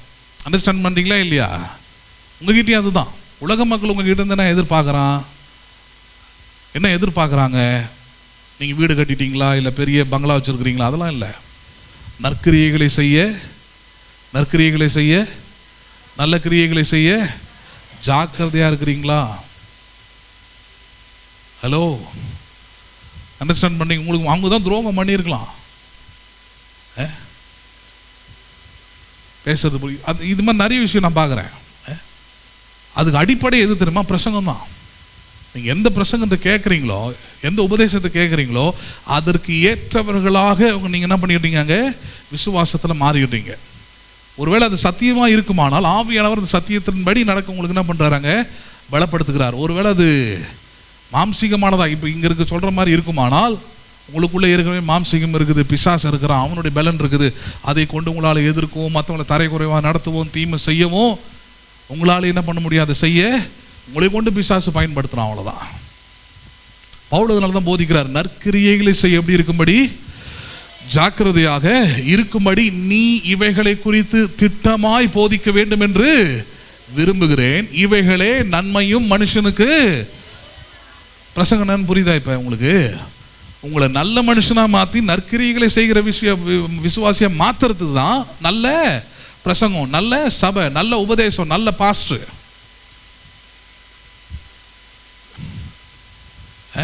இப்போ நான் இங்கே ஊழியம் ஆரம்பிக்கும் போது ஒருத்தர் சொன்னல, விசுவாசிங்களாம் எப்படி பயன்படுத்திட்டாருன்னா அவருடைய காழ்ப்புணர்ச்சியை தீர்த்துக்கணும். மோசஸை டைரக்டாக அட்டாக் பண்ண முடியல, நேரடியாக கேள்வி கேட்க முடியல, நிறைய பாஸ்டர்ஸ் அனுப்பி மிரட்டி பார்த்தா அதுக்கும் மிரளல. சரி, அடுத்தது அதிகாரிகளை வச்சு மிரட்டி பார்த்தா அதுக்கும் மிரளல. ஜாதியை வச்சு பேசி பார்த்தா அதுக்கும் அடங்கலை. சரி, அடுத்தது என்ன பண்ணுவோம் இவனை? சரி, நம்மக்கிட்ட விசுவாசி இருக்கிறான்ல, நம்ம என்ன சொன்னாலும் அவன் செஞ்சிடுவான். தம்பி, நீ போய் போலீஸ் ஸ்டேஷனில் என்ன பண்ணு, எங்கள் பாஸ்டர் மேலே கார் ஏற்ற வந்தான்னு கம்ப்ளைண்ட் கொடு. இது என்ன மட்டும் இல்லை, ஊருக்கே அப்படி தான் அந்த குரூப்பு. ஒரு வாட்டி ஒருத்தவங்க பாருங்க, அவனுங்க இருக்குது சபை பக்கத்தில் ஒரு சின்ன ஒரு கோயில் மாதிரி இது கட்டி இது பண்ணிட்டாங்க. பாட்டு போட்டானுங்க, நீ போடுறல தினமும் வாரம் வாரம் சண்டையான நீ போடுற, நானும் போடுறேன். போட்ட உடனே இதே கதை தான். என்ன பண்ண மாதிரி எல்லாரும் மோசஸாக இருப்பாங்களா? நமக்கு வேலை இருக்குது, வேலை இல்லைன்னா அமைதிப்படுத்து தூங்குற வேலையே நிறைய இருக்குது. இதெல்லாம் விட்டுட்டு உங்களோட சண்டை போடுற அளவுக்கு நீ ஒன்றும் ஈக்குவலும் கிடையாது. நான் வந்து பேசினாலே அப்புறம் நீ வேறு மாதிரி படுத்துப்ப, அவன் பேசி தான் ஹார்ட் அட்டாக் வந்துச்சுன்னுவ. 1000 வீரர்களோடு போராடலாம், ஒரு கோடையோடு போராடுவது அது அவமானம். அது உங்ககிட்ட பணமும் அதிகாரமும் இல்லைன்னா, விசுவாசிகள் இல்லைன்னா நீ யார்? நீ இப்பயே நீ ஒரு குப்பை தான். ஏன்னா உங்கள்கிட்ட கடவுளும் கிடையாது, கடவுளுடைய வார்த்தையும் கிடையாது, ஞானமும் கிடையாது. நீ ஒருத்தருக்கு நல்லது பண்ணியிருக்கிறேன்னு சொல்லு, உன்னை நம்பி வரான் விசுவாசி, நீ அவனுக்கு என்ன உபதேசத்தை பண்ணி எப்படி வழி நடத்துகிற? நீ அவனை இன்னொருத்தனுக்கு எதிராக, அதுவும் ஒரு பாஸ்டருக்கு எதிராகவே அவங்ககிட்ட போய் என்ன பண்ண சொல்கிற? பொய்யான ஒரு நீ பண்ணிட்டு போயிடுவ. பாதிக்கப்பட போகிறது யாரு? இன்னொரு பையன் அப்படி அந்த வண்டி திருடி மாட்டிக்கிட்டான் பாருங்க. அரசன் பிரதர் அன்றைக்கி என் கூட இருந்தார் கடைசி வாய்தால கோர்ட்டில். அவர் கேளுங்க, அவன் வாயிலிருந்து மொத்த உண்மையாக வர வச்சேன், மொத்தத்தையும் ரெக்கார்டும் பண்ணேன். அவன் வாயிலிருந்து மொத்த உண்மையாக வர வச்சேன். நீ யார்? நீ எங்கே எதுக்கு வந்த? உங்கள் அம்மா அப்பா எங்கே வந்தாங்க? அவன் வாயாலே சொன்னான். யாரெல்லாம் வந்தோம், யாரெல்லாம் இங்கே இருந்தோம், யாரெல்லாம் வந்தோம். அப்புறம் 1 வருஷமாக இல்லை, எங்களுக்கு அது சம்மந்தம் இல்லைன்னு. 6 மணி வரைக்கும் உனக்கு உத உழுது, 6:30 மணிக்கு உனக்கு டிஷர்ட்டு கொடுத்து ஜீன்ஸ் பேண்ட் போட்டு உனக்கு சாப்பாடு கொடுத்து டீ கொடுக்குறானுங்க ஸ்டேஷனில். கொடுத்த அடுத்த செகண்டே அந்த உள்ளே இருந்த பிசி, அப்போ இவர் புண்ணியகோட்டி பிரதரும் இருக்கிறாரு, அரசன் பிரதரும் இருக்கிறாங்க. அந்த பிசி வந்து முதல்ல எங்கிட்ட கேட்டது, நீங்கள் என்ன ஜாதி? அதாவது இவனுங்களுக்கு டெக்னிக்கே எப்படின்னா, அது ஊழியமாக இருந்தாலும் சரி, இந்த மாதிரி பர்சனல் பிரச்சனையாக இருந்தாலும் சரி, அவர் ஐயா வந்து நல்லவர். யார்? கையங்கலமாக போலீஸ் பிடிக்குது அவனை, அவர் நல்லவர். ஆனால் இந்த இதெல்லாம் ஒரு அரசியல் கட்டமைப்பில் இருக்கிற பிரச்சனை. இப்போ நீங்களும் ஒருத்தர் சண்டை போகிறீங்கன்னு வச்சுப்போமே, உங்களுக்கும் பக்கத்து வீட்டுக்கும் சண்டை வருதுன்னா, போலீஸ் வந்து அந்த சண்டையில் இருக்கக்கூடிய நன்மை அதெல்லாம் பார்க்காது, நீங்கள் முதல்ல என்ன ஜாதி. ஏன்னா அதுதான் இருக்கிறதுலே பெரிய சென்சிட்டிவாக அவங்க பார்ப்பாங்க. ஒரு போலீஸோ ஒரு அதிகாரமோ எது பெருசாக நினைக்கும்னா, தலையிடாமல் இருக்கணும், இல்லை இதை அப்படியே ஸ்மூத்தாக விட்டுறணும், இல்லை ஒரு பக்கமாக நிற்கணும்னு நினைக்கிற ஒரு விஷயம் எதுன்னு பார்த்தீங்கன்னா கேஸ்ட்டு. ஏன்னா அது ஜாதி சங்கம் போய் அங்கேருந்து 4 பேர் வந்து மிரட்டி அந்த அதிகாரி தூக்கி அடிச்சு இதெல்லாம் ஆகிடும்ன்றதுனால எப்பவுமே என்ன பண்ணுவாங்கன்னா, ஃபஸ்ட்டு வந்தவொடனே கேஸ்ட்டு. அந்த பிசி என்ன கேட்குறாரு, இப்போ புண்ணியகோட்டி பிரதரும் பக்கத்தில் நிற்கிறார், அரசு பிரதரும் இருக்கிறாங்க. அதான் கேட்டான், இது என்னத்துக்கு எப்பயே கேட்குறீங்க என்ன? இப்போ வந்து என்ன திருடன் திருடி இருக்கிறான், அவனுக்கு என்ன வேணுமோ அதை என்ன பண்ணுங்க செய்யுங்க. உங்களுக்கு எவனோ ஒருத்தன் ஃபோன் பண்ணி உங்களுக்கு என்ன பண்ணிக்கிட்டு இருக்கிறான், இப்போ இவனை தப்பிக்க வைக்கிறதுக்கு பண்ணிக்கிட்டு உட்காந்துருக்கிறான், ஒரு நாளும் தப்பிக்க மாட்டான். சிலவனுங்களாம் நானே மன்னிப்பு கொடுப்பேன். இப்போ என் தம்பியை கொண்டு போயிட்டு ஒருத்தன் வண்டியில் தள்ளி விட்டான், நானே அவனுக்கு பார்த்து மன்னிப்பு கொடுத்தேன். போலீஸே என்னை வந்து இது மாதிரி பண்ணாதீங்க, அவனுக்கு நீங்கள் நின்று கோர்ட்டில் நின்று அவனுக்கு வாதாடி அவனுக்கு வாங்கி கொடுங்கன்னு தேவையில்லை. அவன் உயிரோடு இருக்கிற வரைக்கும் செத்து பிழைக்கணும், சாப்பிட்டான் அப்படியே ஒன்று திருந்தணும், இல்லைன்னா அவன் வருந்தணும். தன்னை நம்பி வந்த ஒருத்தனை சாகடிச்சிட்டுமே நான் அவன் வாழ்நாள் ஃபுல்லாக மறக்கவே முடியாது. அவன் போட்டோம், நான் வேறு புதுசாக தண்டனை தரணுமா அவனுக்கு? ஆனால் இவனுக்கு அப்படி இல்லை. இவர் ஐயா வந்து நல்ல டிஷர்ட்டு ஜீன்ஸ்லாம் போட்டுக்கிட்டு கையில் ஒரு பேக் எடுத்துக்கிட்டு அன்றைக்கி வராரு. அன்றைக்கி பாஸ்டர் என்னை மன்னிச்சிருங்க, நான் இப்போ புதுசாக வேலைக்கு சேர்ந்துருக்கிறேன், இப்போ வேலையிலேருந்து தூக்கிடுவாங்க, வாழ்க்கையே போயிடும், வாழ்க்கை போயிடும். சரி உண்மையை சொல்லிவிடு நான் யோசிக்கிறேன். அரசன் கூட இருந்து தான் பார்த்துக்கிட்டு இருந்தார் எல்லாத்தையும். உண்மையை சொல்லி விட்டுறேன். பாவம், அவனுக்கு பாவம் பாருங்கள், யூதாஸ் செஞ்சது கூட அவனால் செய்ய முடியல, காட்டி கொடுக்க முடியல. ஒரு நல்லவனை காட்டி கொடுத்தா தப்பு, அயோக்க பயலுங்களை காட்டி கொடுக்குறதுல எனக்கே தெரியும். இருந்தாலும் உன் வாயால் என்ன பண்ணுறோம், வரட்டும். நீ எங்கேயோ இருக்கிறவன் திடீர்னு நீங்கள் வந்து உள்ளே வந்து தூக்குறியா?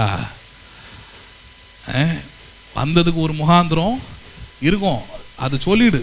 அவன் வாயாலே வர வச்சேன். அதோட ஹைலைட் என்னென்னா, கோர்ட்டுக்குள்ளே போய் ஃபஸ்ட்டு தர போய் நிற்கிறேன். ஜட்ஜு கேட்குறாரு, உங்கள் வண்டியை திருநவனுங்களே நீங்கள் இங்கே இருக்கிறானா பாருங்கன்றாரு. காட்டணும் அதை. அவன் பாவம், அவன் மட்டும் தான் தனியாக நிற்க வச்சுருந்தாங்க அவனை தனியாக. திரும்பி ஒரு லுக்கு விட்டு அந்த பாயிண்டில் கூட யோசிக்கல, மன்னிச்சிடலாமா இல்லை தூக்கி உள்ளே வைக்க வேண்டியதான். நான் இவன் தான் யார் தான், ஏன்னா அது அவங்ககிட்ட சொல்லிட்டே வந்தேன், தம்பி இது உனக்கான தண்டனை இல்லை, உன்னை பின்னாடி இருந்து ஏக்கிட்டே இருக்கிறானுங்க பார்த்தியா, அவனுங்களுக்கு இது சுளிர்னு இருக்கும், உனக்கும் ஒரு அறிவு வரும், இனிமேல் எவன் ஏவல் பண்ணாலும் தீமையை என்ன பண்ண மாட்டேன் நான் செய்ய. அது பாஸ்டே சொன்னாலும் சரி, இந்த தீமையை போய் செய்யின்னு சொன்னாலும் நான் என்ன பண்ண மாட்டேன். அதான் சொன்னான், அவன் ஏசி ரூமில் உட்காந்துருப்பான், அவன் ஜாலியாக காஸ்ட்லியான காரில் சுற்றுவான், ஜெயிலில் போய் உட்காரு. வாலிப பையன், உனக்கு இனிமேல் எவனை வேலை தர மாட்டான், உன் ஆதார் கார்டுலேயே வந்துடும், அது கிரிமினல், எங்கேயுமே உனக்கு உதவி கிடைக்காது, உன் வாழ்க்கையே அவ்வளோதான்.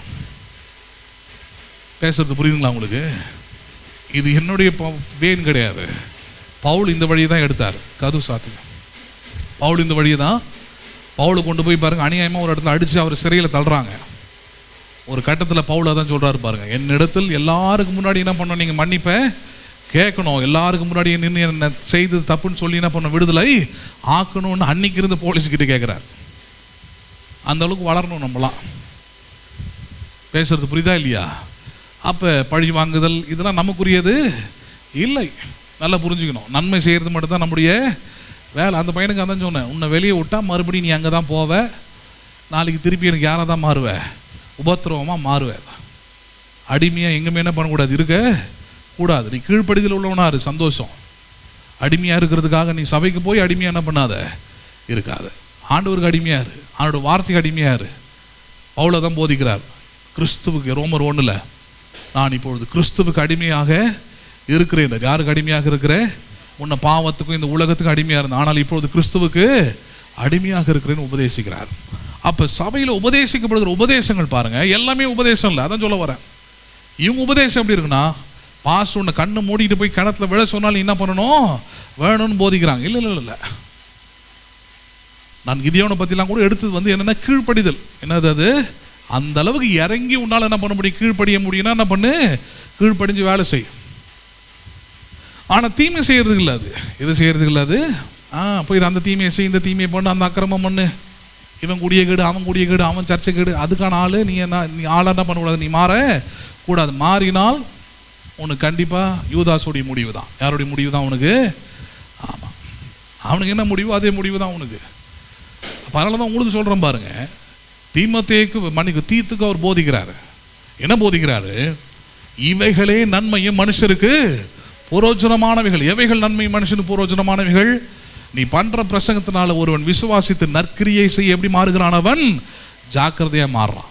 தீமையை செய்யறது இல்லைன்றது ஃபர்ஸ்ட் பாயிண்ட். ரெண்டாவது என்னது, நான் கண்ணை விழித்ததுலேருந்து கண்ணை மூடுற வரைக்கும் எதை செய்கிறேன் நான், அது என் குடும்பத்துக்காக இருக்கட்டும், அது என் ஊருக்காக இருக்கட்டும், என் தெருவுக்காக இருக்கட்டும், ஹலோ, என் எதிராளிக்காக கூட இருக்கட்டும், என் சத்துருக்காக இருக்கட்டும், நன்மை செய்ய எப்படி இருக்கிறேன் நான். அப்படிப்பட்ட ஒரு மனுஷனாக இருக்கிறதுக்கு தான் உபதேசம் தேவை, சபை தேவை, பிரசங்கம் தேவை. உன்னை கெட்டது செய்ய வைக்க, தீமை செய்ய வைக்க சபையை பிரசங்கம் தேவை இல்லை. அதை விட இன்னும் ஒரு பகுதி மேலே போறாரு, அதெல்லாம் பார்த்து முடிக்கலாம். 9ஆம் வசனம் என்னது? புத்தியீனமான தர்க்கங்களையும். என்ன தர்க்கங்களை? இந்த பிரசங்கம் எல்லாமே அப்படிதான், புத்தியீனமான தர்க்கங்களை கொண்டு வந்து வைக்கிறது. அந்த அந்த மதம் எப்படி சொல்லுகிறது, அந்த சாமி இப்படி சொல்லுகிறது, அவங்களுடைய. உனக்கு ஏன்டா அந்த பிரச்சனைலாம்? முக்காவாசி சபையில் இந்த சொன்ன சத்தியம் டிவி ஊழியர் அவர் அப்படி தான் ஒரு 2 வருஷத்துக்கு முன்னாடி அங்கங்கே கை வச்ச மாதிரி கடைசி ஒரு இடத்துல என்ன பண்ணிட்டாருன்னா 2 இடத்துல கை வச்சார். ஒன்று வந்து மதுரைன்னு நினைக்கிறேன், மதுரை கோயிலை பற்றி பேசும்போது அது ஒரு பெரிய சாத்தான்ட்டார். அதுக்கப்புறம் இன்னொரு குரூப் வந்து யாருன்னு பார்த்தீங்கன்னா இந்த வேளாங்கண்ணி குரூப்பு. அந்த குரூப் என்ன சொல்லிட்டார், அங்கே தான் வேசித்தன ஆவியாக இருக்குதுன்ட்டார். வச்சு செஞ்சு விட்டாங்க. அப்புறம் ஐயா வந்து அவர் எப்பவுமே பைபிள் வச்சுருப்பார். மன்னிக்க வேண்டுகிறேன், உங்கள் மனதில் நிற்க நான் வேண்டுகிறேன் அப்படின்ட்டு வெக்கமே இல்லாமல் என்ன பண்ணுறது, எதுக்கு மன்னிப்பு கேட்கணும். அதான் பிரசங்கம் பண்ணும் போதே அறிவு இருக்காது அவனுக்கு. இதில் இன்னும் சிலவங்களாம் லைவ்லலாம் போகுது, லைவில் போகிறத பேச முடியாத அளவுக்கு நீ என்ன கள்ளக்கடத்தில் படுற. எல்லாம் சத்தியம்னா என்னன்றதை போன வாரம் கூட எடுத்து காமிச்சாலையா. ரோமர் 10 சொல்கிறாரு, இந்த வார்த்தைகள் பூச்சக்கரத்தெங்கும் துணிக்கிறதுன்றார். எது வரைக்கும் துணிக்கிறது? இது அவனுக்கு உணர்த்தல் வரணும். நான் சிருஷ்டிகரை தொழுது கொள்ளாமல் எதை தொழுது கொண்டிருக்கிறேன்? நான் சிருஷ்டியை தொழுது கொள்றன்றது உன் பிரசங்கத்தில் தெரியணுமே தவிர அது வெளிப்படையாக சொல்லி அவனை அவமானப்படுத்தி வேசித்தனோ அது இதுன்னு சொல்லி என்ன பண்ணக்கூடாது, சேட்டை பண்ணக்கூடாது. அண்டர்ஸ்டாண்ட் பண்ணிக்க. ஏன் ஏசி போட்டிருக்கிறேன் குழு குழுன்னு இருக்குன்னா, இந்த மாதம் 15,000 வந்துருக்குது. ஆராதனை முடிச்சுட்டு வந்து ஃபோனை இது பண்ணுறேன், அதில் பார்த்தா கரண்ட் பில் யூவில் உள்ளதுன்னு வருது. அது வரட்டும், பிரசங்கம் பண்ணி முடிச்சுட்டு அப்புறம் பார்க்கலாம் அப்படி ஏன் போட்டு வச்சுருக்கிறேன். இப்போ எங்கள் ஏரியாவில் ஒரு கோயில் இருக்குது. இப்போ குமரி எடுப்பாங்க, வருவாங்க, ஒரு 10 நிமிஷம் என்ன பண்ணுவாங்க, சர்ச்சு வாசல்லேருந்து தான் அடிப்பான், பார்த்துக்கினே இருங்க, அடி பின்னி எடுப்பான். அது ஒரு 4 பேர் இருக்கிறான் சொல்லி தரதுக்கு. இங்கேருந்து அடி. நமக்கு தான் 3வது கண்ணு வச்சுருக்கிறெல்லாம் வீடை சுற்றி எல்லாத்தையும் பார்த்துக்கிறது. தெரியாமல் நடக்குதா இல்லை தெரிஞ்சு நடக்குதா? ஏன்னா யூஸ்வலாக இந்த மாதிரி இந்த ரோட்டில் வாசிக்கிற ஆளுங்களாம் கரெக்டாக அவனுங்களுக்கு பெரிய அறிவு இருக்கும்.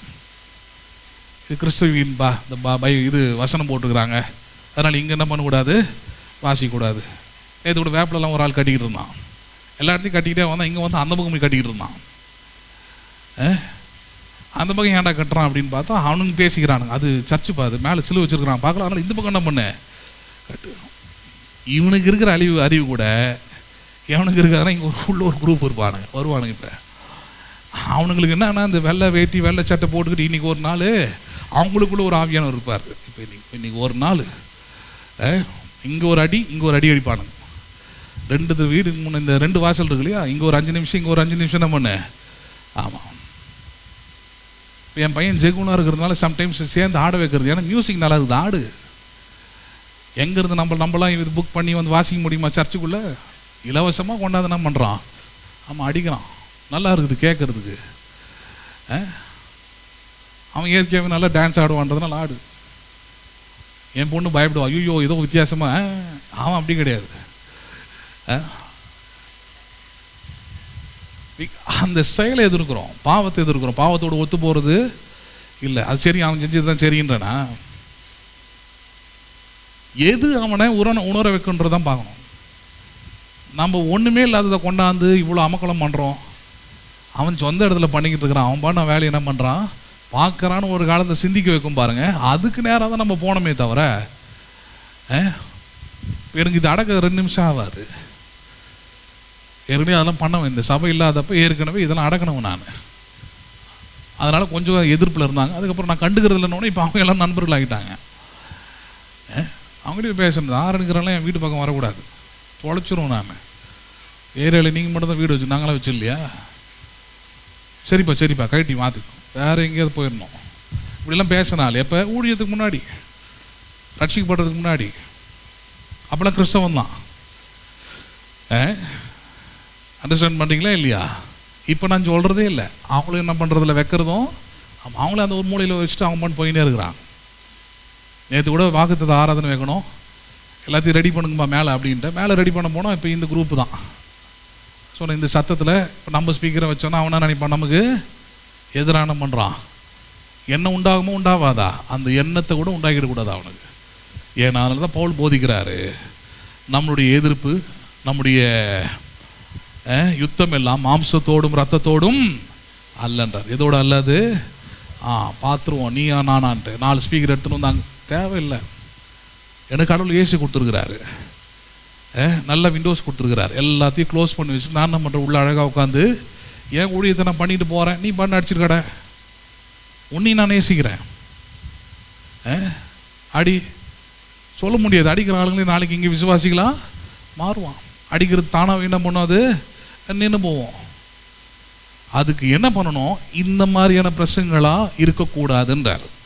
எந்த மாதிரி பிரசங்கம் இருக்கக்கூடாது, புத்தியீனமான தர்க்கங்கள். என்ன தர்க்கங்கள் அது? ஆமாம், இதே இடத்துல வேற ஒரு ஆள் தான் சொன்ன, இன்னொரு ஆள் இருந்தால் அவன் அப்படி தான் போலீஸுக்கு ஃபோன் பண்ண சொல்லி அங்கேருந்து பெட்ரோல்லாம் வந்து போலீஸ்லாம் வந்து வந்தோடனே இவங்களாம் ஒன்றா சேர்ந்துட்டாங்க.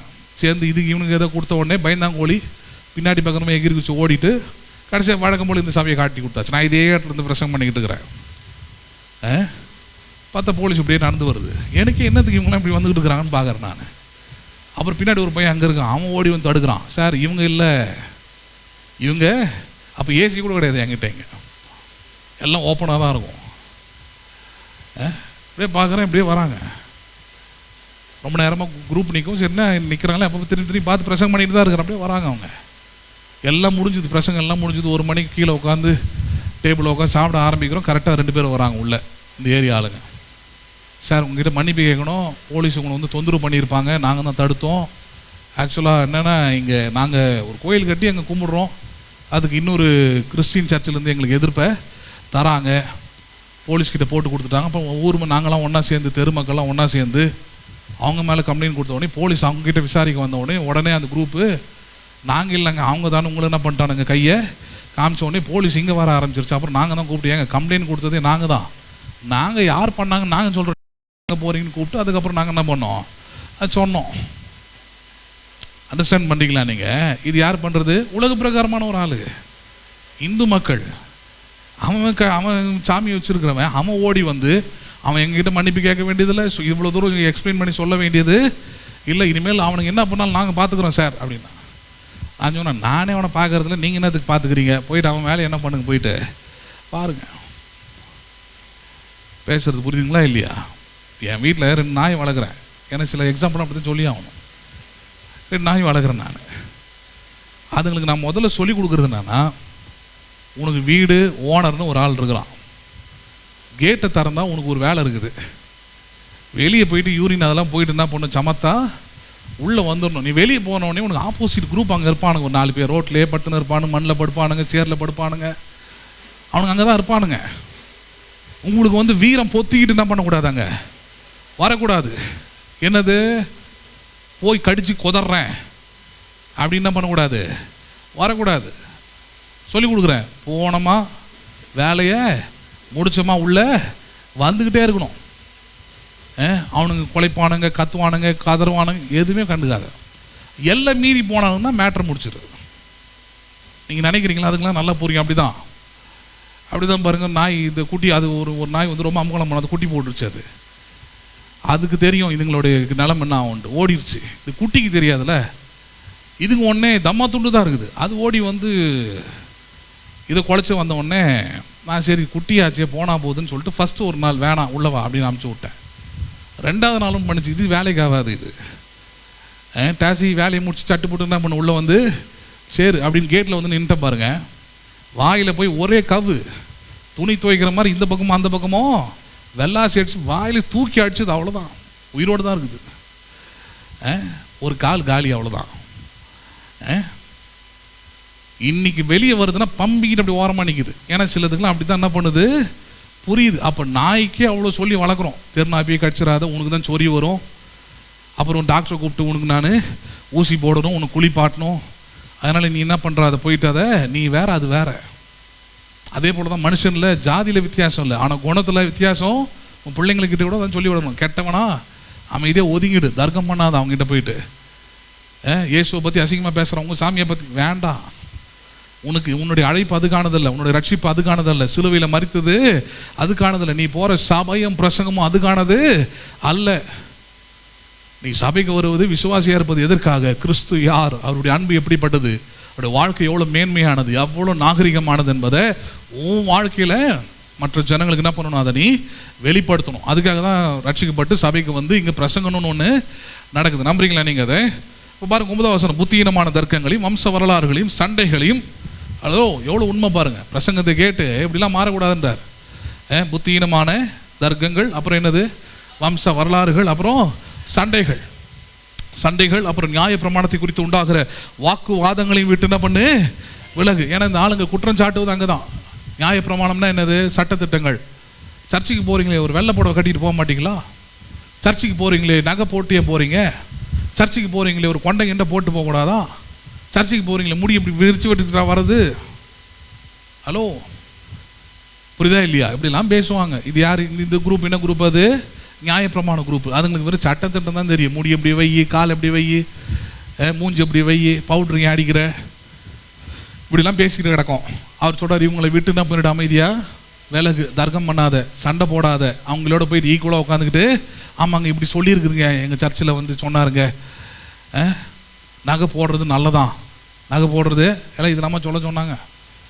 நான் உனக்கு சொன்னால், ஹலோ நீ என்ன பண்ணிக்கிட்டு இருக்கிற, நான் இயேசுவை பற்றி சொல்கிறது மட்டும் மற்றவங்கிட்ட சொல்லு, உனக்கு போதிக்கிற உபதேசத்தில் என்ன பண்ணாது மற்றவங்களுக்கு சொல்லாது. ஏன்னா அது உனக்கானது, அவனுக்கானது இல்லை. அவன் வேற ஒரு உபதேசத்தில் இருக்கிறான், வேற ஒரு சபையில் இருக்கிறான். அவனுக்கு இது அவசியம் இல்லை. நீ சொல்கிறதுனால தர்க்கங்கள் தான் வரும், பிரச்சனை தான் வரும், சண்டை தான் வரும். உன்னை திட்டுறது இல்லாமல் என்னையும் திட்டுவான். அவன்லாம் ஒரு ஊழியக்காரனா விசுவாசிகளுக்கு இப்படி சொல்லி தருவானான்னு கேட்பான். ஏன்னா அவனுக்கு தெரிஞ்சது எல்லாமே நியாயப்பிரமாணம். அவனுக்கு தெரிஞ்சது எல்லாமே நான் நகையை கட்டிட்டேன், காலில் இருக்கிற கம்மலை கட்டிட்டேன். காலில் இருக்கிற கம்மலை கட்டு சொல்ல செவிகளில் விருத்த சேதனம் உள்ளவர்களாக இருக்கும்படி சொல்றார். இதில் விருத்த சேதனம் அப்படின்னு அர்த்தம், விசுவாசத்துக்குரியவைகளை கேட்கும்படியான செவிகளாக மாற்று. தீய காரியங்களை கோல் சொல்லுதில், புறங்கூறுதில் கேட்குற காதை என்ன பண்ணாத, மாற்றாத, இருக்க வைக்காத. ஏன்னா சில காதுகள் அதுக்காகவே இருக்கும். குறை பேசுகிறாங்கன்னா கரெக்டாக வந்து நின்றுடும், ஏதோ பேச போகிறாங்க, முதல்ல கேட்டு போயிடுவோம். உனக்கு ஏன் அந்த வேலை? முதல்ல அங்கே அதுதான் சொல்லுது, செவிகளில் விருத்த சேதனம் என்னது? எனக்கு தேவையானதுனோ அதை கேட்டுக்கிறேன், எனக்கு தேவையில்லாத நான் நின்று கேட்க வேண்டிய அவசியம் இல்லை. கம்மலை காட்டுறது முக்கியம் இல்லை, எதை காட்டியிருக்கணும்? இந்த மாதிரியான சிந்தையை உங்கள் மூளையில் கொண்டு வந்தீங்கன்னா அப்போ தான் ஆவியானவர் உங்களுக்குள்ளே இருந்து வசனத்தை கொண்டு என்ன பண்ணுறார்? கிரியை செய்கிறார், நல்ல செவி உள்ளவனாக மாற்றுகிறார். நம்புறீங்களா நீங்கள் இதெல்லாமே? அதனால தான் சொல்லிட்டு இப்படி சொல்கிறாரு பாருங்க, சண்டைகளையும் நியாய பிரமாணத்தை குறித்து உண்டாகிற வாக்குவாதங்களையும் விட்டு விலகு, அவைகள் அப்ரோஜனமும் எப்படிப்பட்டதாக இருக்கிறது? இதெல்லாமே எங்கிருந்து வருது? உபதேசத்துல இருந்து தான் உண்டாகுது ஒரு மனுஷனை. சபையின் உபதேசம் தான் ஒரு மனுஷனை சண்டைக்காரனா, பழைய மனுஷனா வச்சிருக்கிறது. அவனுக்குள்ள மனம் திரும்புதல் இல்லாமல், ரட்சிப்பு இல்லாமல், குற்ற உணர்வு இல்லாமல் ஒரு மனுஷனை மோசமானவனாகவே இருக்க வைப்பது அந்த சபையோடைய உபதேசம் தான். ஏன் அந்த சபையோட உபதேசம் அப்படி இருக்குது? அதுதான் ரோமர் 10ஆம் அதிகாரத்தில் சொன்னோம். அனுப்பப்படாவிட்டால் யாரு பிரசங்கிப்பார்கள்னா இதுதான் பிரசங்கிப்பான். அனுப்பப்படாமல் இருக்கிற பிரசங்கி யார் எதை பிரசங்கிக்கிறான்? அவனுக்கு இதை வச்சு ஜனங்களை அட்ராக்ட் பண்ணி, எங்கள் பாஸ்டருக்கு எவ்வளோ அறிவு, எவ்வளோ ஞானம், வம்ச வரலாறை பற்றி பேசுகிறாரா, 1000 வருஷத்துக்கு முன்னாடி நடந்த கதையே பேசுகிறாரு, இதை சொல்கிறாரு, அதை சொல்கிறாரு. ஒரு ஆள் சொன்னாலையே விசுவாசியெல்லாம் கூட்டின்னு வர சொல்லி குரூப் வச்சுருப்பானுன்ட்டு. அந்த ஒரு வாட்டி வந்தார், என் தம்பி இறந்து ஒரு 10 நாள் கழிச்சு. அப்போ எங்கள் சித்தி என்ன பண்ணியிருந்தாங்கன்னா, ஒரு இந்த காயின்ஸ்லாம் சேர்த்து வைக்கக்கூடிய ஒரு உண்டியல் கொடுத்துருந்தாங்க, அதை மணி சேவர். அப்போ அது எப்படி, அது என்னன்னு சொல்லி கொடுத்தாங்கன்னா, இது சிரிக்கும் செட்டியார்னு சொல்லி கொடுத்தாங்க. அந்த ஒரு பொம்மை மாதிரி தலை மொட்டையாக இருக்கும், சிரிக்கிற மாதிரி ஒரு மூஞ்சி இருக்கும். அந்த மொட்டை தலையில் ஒரு ஓட்டை இருக்கும், அது வழியாக என்ன பண்ணலாம், காசெல்லாம் போடலாம், கீழே ஒரு மூடி மாதிரி வச்சுக்கலாம், திறந்து என்ன பண்ணிக்கலாம், எடுத்துக்கலாம். சரி, மணி சேவிங் இருக்கணும் அப்படின்றதுக்காக அதை எடுத்து வந்து கொடுத்தாங்க. இதை ஹாலில் ஒரு செல்ஃபில் வச்சுருந்தோம். இந்த ஆள் வந்தார், வந்து காஃபி போட்டு குடித்தேன். அப்படியே பார்த்தார், சிஸ்டர் இது வந்து சைனாவில் வந்து இந்த கடவுளுக்கு பேருன்னு சொல்லிட்டு அதுக்கு ஒரு வரலாறு. யோ இப்போ என்ன பிரச்சனை, அது என்ன வேலை பார்த்துட்டு இருக்குது, காசை போட்டால் உள்ளே வச்சுக்குது, அவ்வளோதான். இப்போ நீ எப்படி கதை கட்டுற, சைனாவில் அது ஒரு கடவுள், அந்த கடவுளுக்கு பேர் இது, அது இப்படிலாம் வணங்குவாங்க. அவங்கள பொறுத்த வரைக்கும் இதுக்குள்ளே காசு போட்டால் அந்த உட்காந்துருக்கிற கடவுள் என்ன பண்ணுவாராம், உள்ளே இருக்கிற காசை 10 100 ஆக்குவார், 100 1000 ஆக்குவார். அப்புறம் பணம் வந்து குட்டி போடும், குட்டி போட்டது எல்லாமே உங்களுக்கு வட்டியோட திருப்பி தருவோன்ற மாதிரி ஒரு கதை எடுக்கிறாரு. எனக்கு அப்போவே இந்த ஆள் மேலே ஒரு லைட்டாக ஒரு மைண்டில் ஒரு சந்தேகம் இருந்தது. இவனா பாஸ்டர் யார் இவன், என்னன்னு கேட்டால் மணி சேவ் பண்ணுற இதுன்னு சொல்லியாச்சு. சரி, அது மேலே அது ஒரு விக்கிரகம் அப்படின்னு சொன்னீங்கன்னா, அது விக்கிரகம் தேவையில்லாமல் அது மற்ற இடர்கள் கூட உண்டாகலன்னு சொல்லிட்டு போவோம். இப்போ வம்ச வரலாறு, இதுக்கு பின்னாடி பேக்ரவுண்டு என்ன, இதெல்லாம் கேட்டோமா? இப்போ கேட்டு ஒரு எப்படி திரும்ப ஆயிடுச்சு, அது சொன்ன உடனே உள்ளத்துக்குள்ளே எங்கள் அம்மாலாம் எப்படின்னா, அப்படி சொன்னால் அப்படியே அப்பட்டமாக நம்புவாங்க. பாஸ்டர்னா அப்படியே மட்டையாக மணங்கிடுவாங்க. ரைட்டு பாஸ்டர், ஓகே பாஸ்டர், நீங்கள் சொல்லிட்டீங்கன்னா ரைட் பாஸ்டர், அவ்வளோதான். இருந்தாலும் சொல்லிட்டு போனாரோ இல்லையா, அது கூட பார்த்தா பொம்மையை எடுத்து அதை நசுக்கி கிச்சிக்கி தூக்கி தங்கச்சி கொடுத்தாலும் கூட பார்க்கல, தூக்கி போட்டாச்சு. நான் பார்த்தேன், இந்த ஆள் ஒரு நாள் வந்ததுக்கு பொம்மையை காலி பண்ணிட்டான். இன்னும் ஒரு 4 நாள் வந்தான்னா வீட்டை என்ன பண்ணுறான், அவன் காலி பண்ணுறான் போல இருக்குது இவன். ஆனால் அவன் அந்த ஆளை தான் பார்த்தீங்கன்னா நிறைய பேர் அவன் சபைக்கு போகிற விசுவாசிலாம், எங்கள் பாஸ்டர் என்ன மாதிரி திறமை விளக்கம் கொடுப்பாரு நினச்சிக்கிறத மனசில், உன் விளக்க மரத்தை தூக்கி விளக்கத்தில் வைக்க வேண்டியதான்ட்டு, விளக்கு மரமும் இதெல்லாம் சொல்லி சொல்லி இன்னொரு இடத்துக்கு இன்னொரு அம்மா வந்துச்சு பாருங்கள். அந்த அம்மா இங்கே வந்துச்சு. அந்த அம்மா கேட்டு, நீ ஏம்மா வந்தேன்னா, அந்த அம்மா சொன்னிச்சு, எங்கள் பாஸ்டர் கூப்பிட்டு ஒரு சபைக்கு போனால் நான் ஒரு 3 மாதமாக போனேன், வீட்டுக்கு கூப்பிட்டேன், வீட்டுக்கு வந்து ஒரு 5 பேய் நிற்குதுன்ட்டாரு வீட்டுக்குள்ளே. அவரும் அவங்க அந்த அம்மாவும் புருஷன் 2 வீட்டில் மனுஷங்களே 2 பேர் தான், பேய் மட்டும் எத்தின்னு இருக்குது. அவங்க கஷ்டத்தில் இருக்கிறாங்க, பயத்தில் இருக்கிறாங்க, நிறைய தீமை நடக்குது, எதுவும் நல்லதாகவே நடக்கலை. பயத்தை ஆதாயமாக வச்சுக்கிட்டு வாய்க்கு வந்தது என்ன பண்ணுறது? ஆமாம், 5 பேய் நிற்குது, 5 பிசாசு இருக்குது. இந்த பிசாசெல்லாம் ஓட்டணும்னா நீங்கள் ஒவ்வொரு சனிக்கிழமையும் எங்கள் சபையில் நடக்கிற உபவாச ஜபத்துக்கு வரணும், பெண்கள் கூட்டத்துக்கு ஏல பெண்கள் கூட்டம் தான் உண்மையான பிசாசு கூடுகையே. இங்கேயாவது 5 பிசாசு தான், அங்கே போனீங்கன்னா வரது எல்லாமே பிசாசு தான். பெண்கள் கூட்டத்துக்கு போகிற முக்கால்வாசி பெண்களை கவனிச்சிட்டேன், ஒன்று கூட புருஷனுக்கு மதிக்கிறது இல்லை, குடும்பத்தை நடத்துறது இல்லை, பிள்ளைங்களை கவனிக்கிறது இல்லை. இன்ஸ்டாகிராம் ரீல்ஸில் மூழ்கி கிடக்கிற லூஸுங்களை விட இதுங்களாம் ரொம்ப டேஞ்சரான ஆளுங்களாக இருக்குது. உங்களை நம்பி ஒரு குடும்பத்தை கொடுத்த குடும்பத்தை அழிக்கிற முதல் கட்டத்தில் நிற்கிறதே இதுங்க தான். ஆனால் என்ன ஆனாலும் சரி லீவ் போட்டாவது பெண்கள் கூட்டத்தில் போய் என்ன பண்ணிடுது, அங்கே போய் என்ன தான் கற்றுன்னு வரீங்க? பெண்கள் கூட்டத்தில் போய் என்ன கற்றுக்கிட்டு வரீங்க? பவுல் போதிக்கிறாரு, சபையில் ஆண் என்றும் இல்லை ஆண் என்றும் இல்லை. பிரிக்கிறான் பாருங்க சபையில் பிசாசு நைஸா. பெண்கள் கூட்டம், நீங்களாம் யாரு? பெண்கள். பெண்கள் என்று உணருங்கள். அது வீட்டில் உணரட்டும். சபையில் வந்தால் வரக்கூடிய ஆணாக இருக்கட்டும், பெண்ணாக இருக்கட்டும், வாலிபராக இருக்கட்டும், வயதானவராக இருக்கட்டும், சிறு பிள்ளைகளாக இருக்கட்டும், எல்லாருமே ஒன்று தான். நான் தேவனுடைய பிள்ளைகள். யாருடைய பிள்ளைகள் நாங்கள்? அதை உணர வைக்கிற இடம் தான் சபை. அப்படிப்பட்ட சர்ச்சை சூஸ் பண்ணுறீங்களா? அப்படிப்பட்ட பிரசங்கத்தை நீங்கள் சூஸ் பண்ணுறீங்களா? ஏன்னா உங்கள் சூஸிங்கில் தான் இருக்குது. அது நீங்கள் தான் தேர்ந்தெடுத்து போகிறீங்க. ஆவியானவர் சொல்கிறது, ஆண்டவர் சொல்கிறது, அவர் வழி காட்டினார்லாம் ரெண்டாவது. நீங்கள் ஆண்டவர் காட்டுற எல்லா வழியிலுமா நடக்கிறீங்க. இல்லையா? மாதிரி அவர் ஒரு வழி சொன்னால் நீங்கள் ஒரு வழியில் நடக்க தான் போகிறீங்க. ஆனால் if you want to choose the right church, ஆவியானவர் நடத்துக்கிற சபை எப்படி அறிந்து கொள்வது? சபைக்கு போன உடனே தெரியும் என்ன பேசிக்கிட்டு இருக்கிறான், என்ன சொல்லிக்கிட்டு இருக்கிறாங்க. இது மனுஷருடைய ஞானத்திலிருந்து வரக்கூடியதா, மனுஷ வம்ச வரலாறுகளையும் தேவையில்லாத சண்டைகளையும் வெறுப்புகளையும் உண்டாக்குற காரியமா, பிரயோஜனமானதை போதிக்கிறாங்களா இல்லையா? இதை உணர வச்சிருச்சுனாலே நீங்கள் புரிஞ்சிடலாம் சரியான சபையில் இருக்கிறோமா இல்லையா. நம்புறீங்களா நீங்கள் அதை? அப்புறம் சொல்கிறாரு பாருங்க 10வது வசனம் கடைசியா, வேத புரட்டனாக இருக்கிற ஒருவனுக்கும் நீங்கள் ரெண்டு தரம் புத்தி சொன்ன பின்பு அவனை விட்டு விலகுங்கள். யாராக இருக்கிற? வேத புரட்டன்னு அர்த்தம். வசனத்தை எடுத்து சொல்கிறீங்க, சொன்ன பிறகு அவன் கேட்க மாட்டேன்றான். இது சபைக்குள்ளே இருக்கிற ஆட்களுக்காக பேசுகிறார். வசனத்துலேருந்து எடுத்து சொல்கிறீங்க, இதான் சரி, இதான் நியாயம், இப்படி தான் பண்ணணும்னு சொல்கிறீங்க. ஆனால் அவன் கேட்க ரெடியாக இல்லைன்னா 2 முறை சொல்லுங்கள், அதுக்கப்புறம் அவனை விட்டு என்ன பண்ணுங்க, விலகிடுங்க. அவன் தான் வசனத்துக்கு கீழ்ப்படிய மாட்டேன்றான்ல, சத்தியத்தை கேட்டு நடக்க மாட்டேன்றால. Don't waste your time. இப்போ நீங்கள் கூட யார்கிட்டயா சொல்கிறீங்க, இந்த சபையோட விசுவாசியாக இருக்கிறீங்க, ஆராதனைங்க வரதில்லை, ஹலோ ரொம்ப அக்கறை உங்களுக்கு, ரொம்ப பாசம், ரொம்ப அன்பு, சபை வளர்ச்சி மேலே ரொம்ப நல்ல எண்ணம், அதனால் எடுத்து சொல்கிறீங்க அவங்களுக்கு வாங்கன்ட்டு. ஒரு வாட்டி சொல்கிறீங்க, 2 வாட்டி சொல்கிறீங்க, அவ்வளோதான். அதோட கூட என்ன பண்ணிடணும், ஷட்டர் க்ளோஸ்டு. வாய் என்ன பண்ணிடணும், மூடிட்டு நம்ம தேவனை துதிக்கிறதையும் தேவனை பாடுறதுலையும் தேவனோட வசனத்தை கேட்குறதையும் நம்ம வந்த வேலை என்னவோ அதை பார்க்குறதுலையும் இருக்கணும். ஓயாமல் என்ன பண்ணிக்கிட்டே இருக்கக்கூடாது.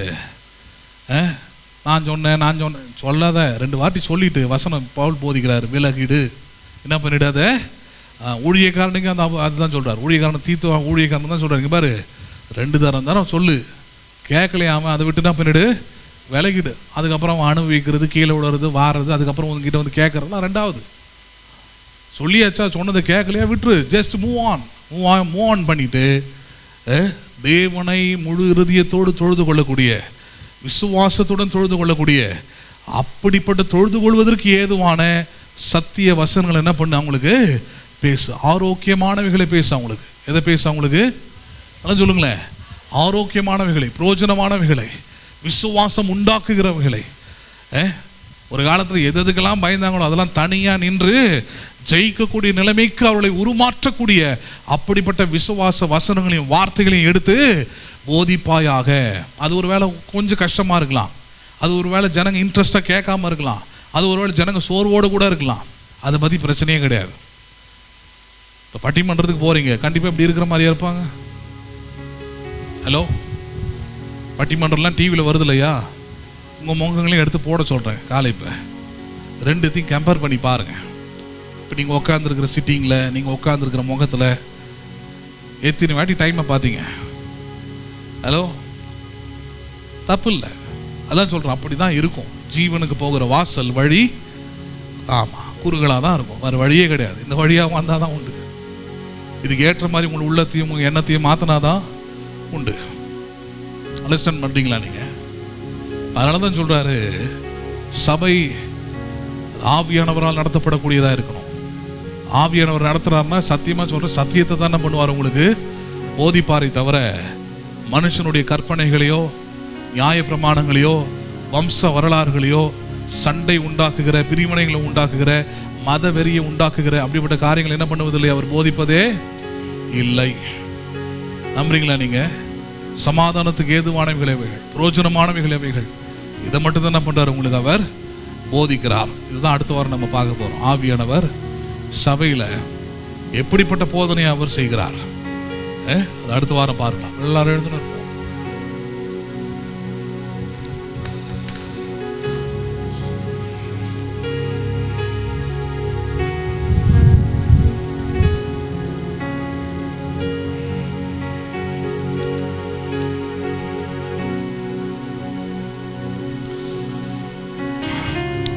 ஜெபிப்போம்.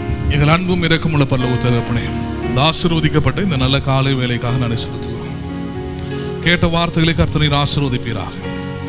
பிரயோஜனமானவைகளை உனக்கு போதித்து நீ நடக்க வேண்டிய வழிகளை காட்டுகிற தேவன் என்று சொல்லியிருக்கிறபடி பரிசுத்த ஆவியானவர் இந்த சபையின் கூடுகையிலே வார்த்தைகள், சத்தியங்கள் எவைகள் சரியானவைகள் என்கிற ஞானத்தை, அறிவை, புரிந்து கொள்ளுதலை பிள்ளைகள் அறிந்து கொள்ளும்படி நீர் போதித்த வார்த்தைகளுக்காக நன்றி செலுத்துகிறோம். கேட்ட வசனங்களின்படியே விசுவாசத்திற்குரிய பக்தி விருத்தி உண்டாக்குகிற வார்த்தைகளை, வசனங்களை கர்த்தர் ஒவ்வொரு நாளும் ஊழியத்தின் மூலமாக ஜனங்களுக்கு நீர் போதிப்பீராக. இந்த கேட்கிற வாழ்க்கைகள் வளமாக நலமாக மாறட்டும். விசுவாசம் உள்ளத்திலும் வாழ்க்கைகளிலும் பெருகட்டும். தோல்விகள் எல்லாம் ஜெயமாக மாறட்டும். இருள் எல்லாம் வெளிச்சமாக மாறட்டும். துக்கம் எல்லாம் சந்தோஷமாக மாறட்டும். பாவிகள் எல்லாம் உம்மிடத்தில் வந்து மீட்படைவார்களாக, சேர்க்கப்படுவார்களாக, தைரியம் கொள்வார்களாக. இந்த கிருபை ஒவ்வொருவருக்கும் இயேசுவின் நாமத்தினாலே உண்டாகட்டும். வந்த ஒவ்வொருவரையும் கர்த்தர் ஆசீர்வதிப்பீராக. பார்க்கிற கேட்கிற ஒவ்வொருவரோடும் கூட பிரசனமும் தேவனின் கிருபையும் இருக்கும்படியாக நான் ஜெபிக்கிறோம். எங்கள் ஆண்டவரும் அருமை இரட்சகருமாய் இருக்கிற இயேசுவின் நாமத்தில் ஜெபிக்கிறோம் ஜீவனுள்ள நல்ல பிதாவே, ஆமென். என் ஆத்துமாவே கர்த்தரை ஸ்தோத்திரி, என் முழுமே பரிசுத்த நாமத்தை ஸ்தோத்திரி. என் ஆத்துமாவே கர்த்தரை ஸ்தோத்திரி, கர்த்தர் செய்த சகல உபகாரங்களை மறவாதே. ஆமென். ஆசீர்வாதம் நம்முடைய கர்த்தராகிய இயேசு கிறிஸ்துவின் கிருபையும் பிதாவாகிய தேவனுடைய அன்பும் பரிசுத்த ஆவியானவருடைய ஐக்கியமும் இன்றைக்கும் என்றைக்கும் சதா காலமும் நம் அனைவரோடும் கூட இருப்பதாக. ஆமென், ஆமென். God bless you. மீண்டும் உங்களை நான் அடுத்த ஆராதனையில் சந்திக்கிறேன். கர்த்தர் உங்களை ஆசீர்வதிப்பாராக.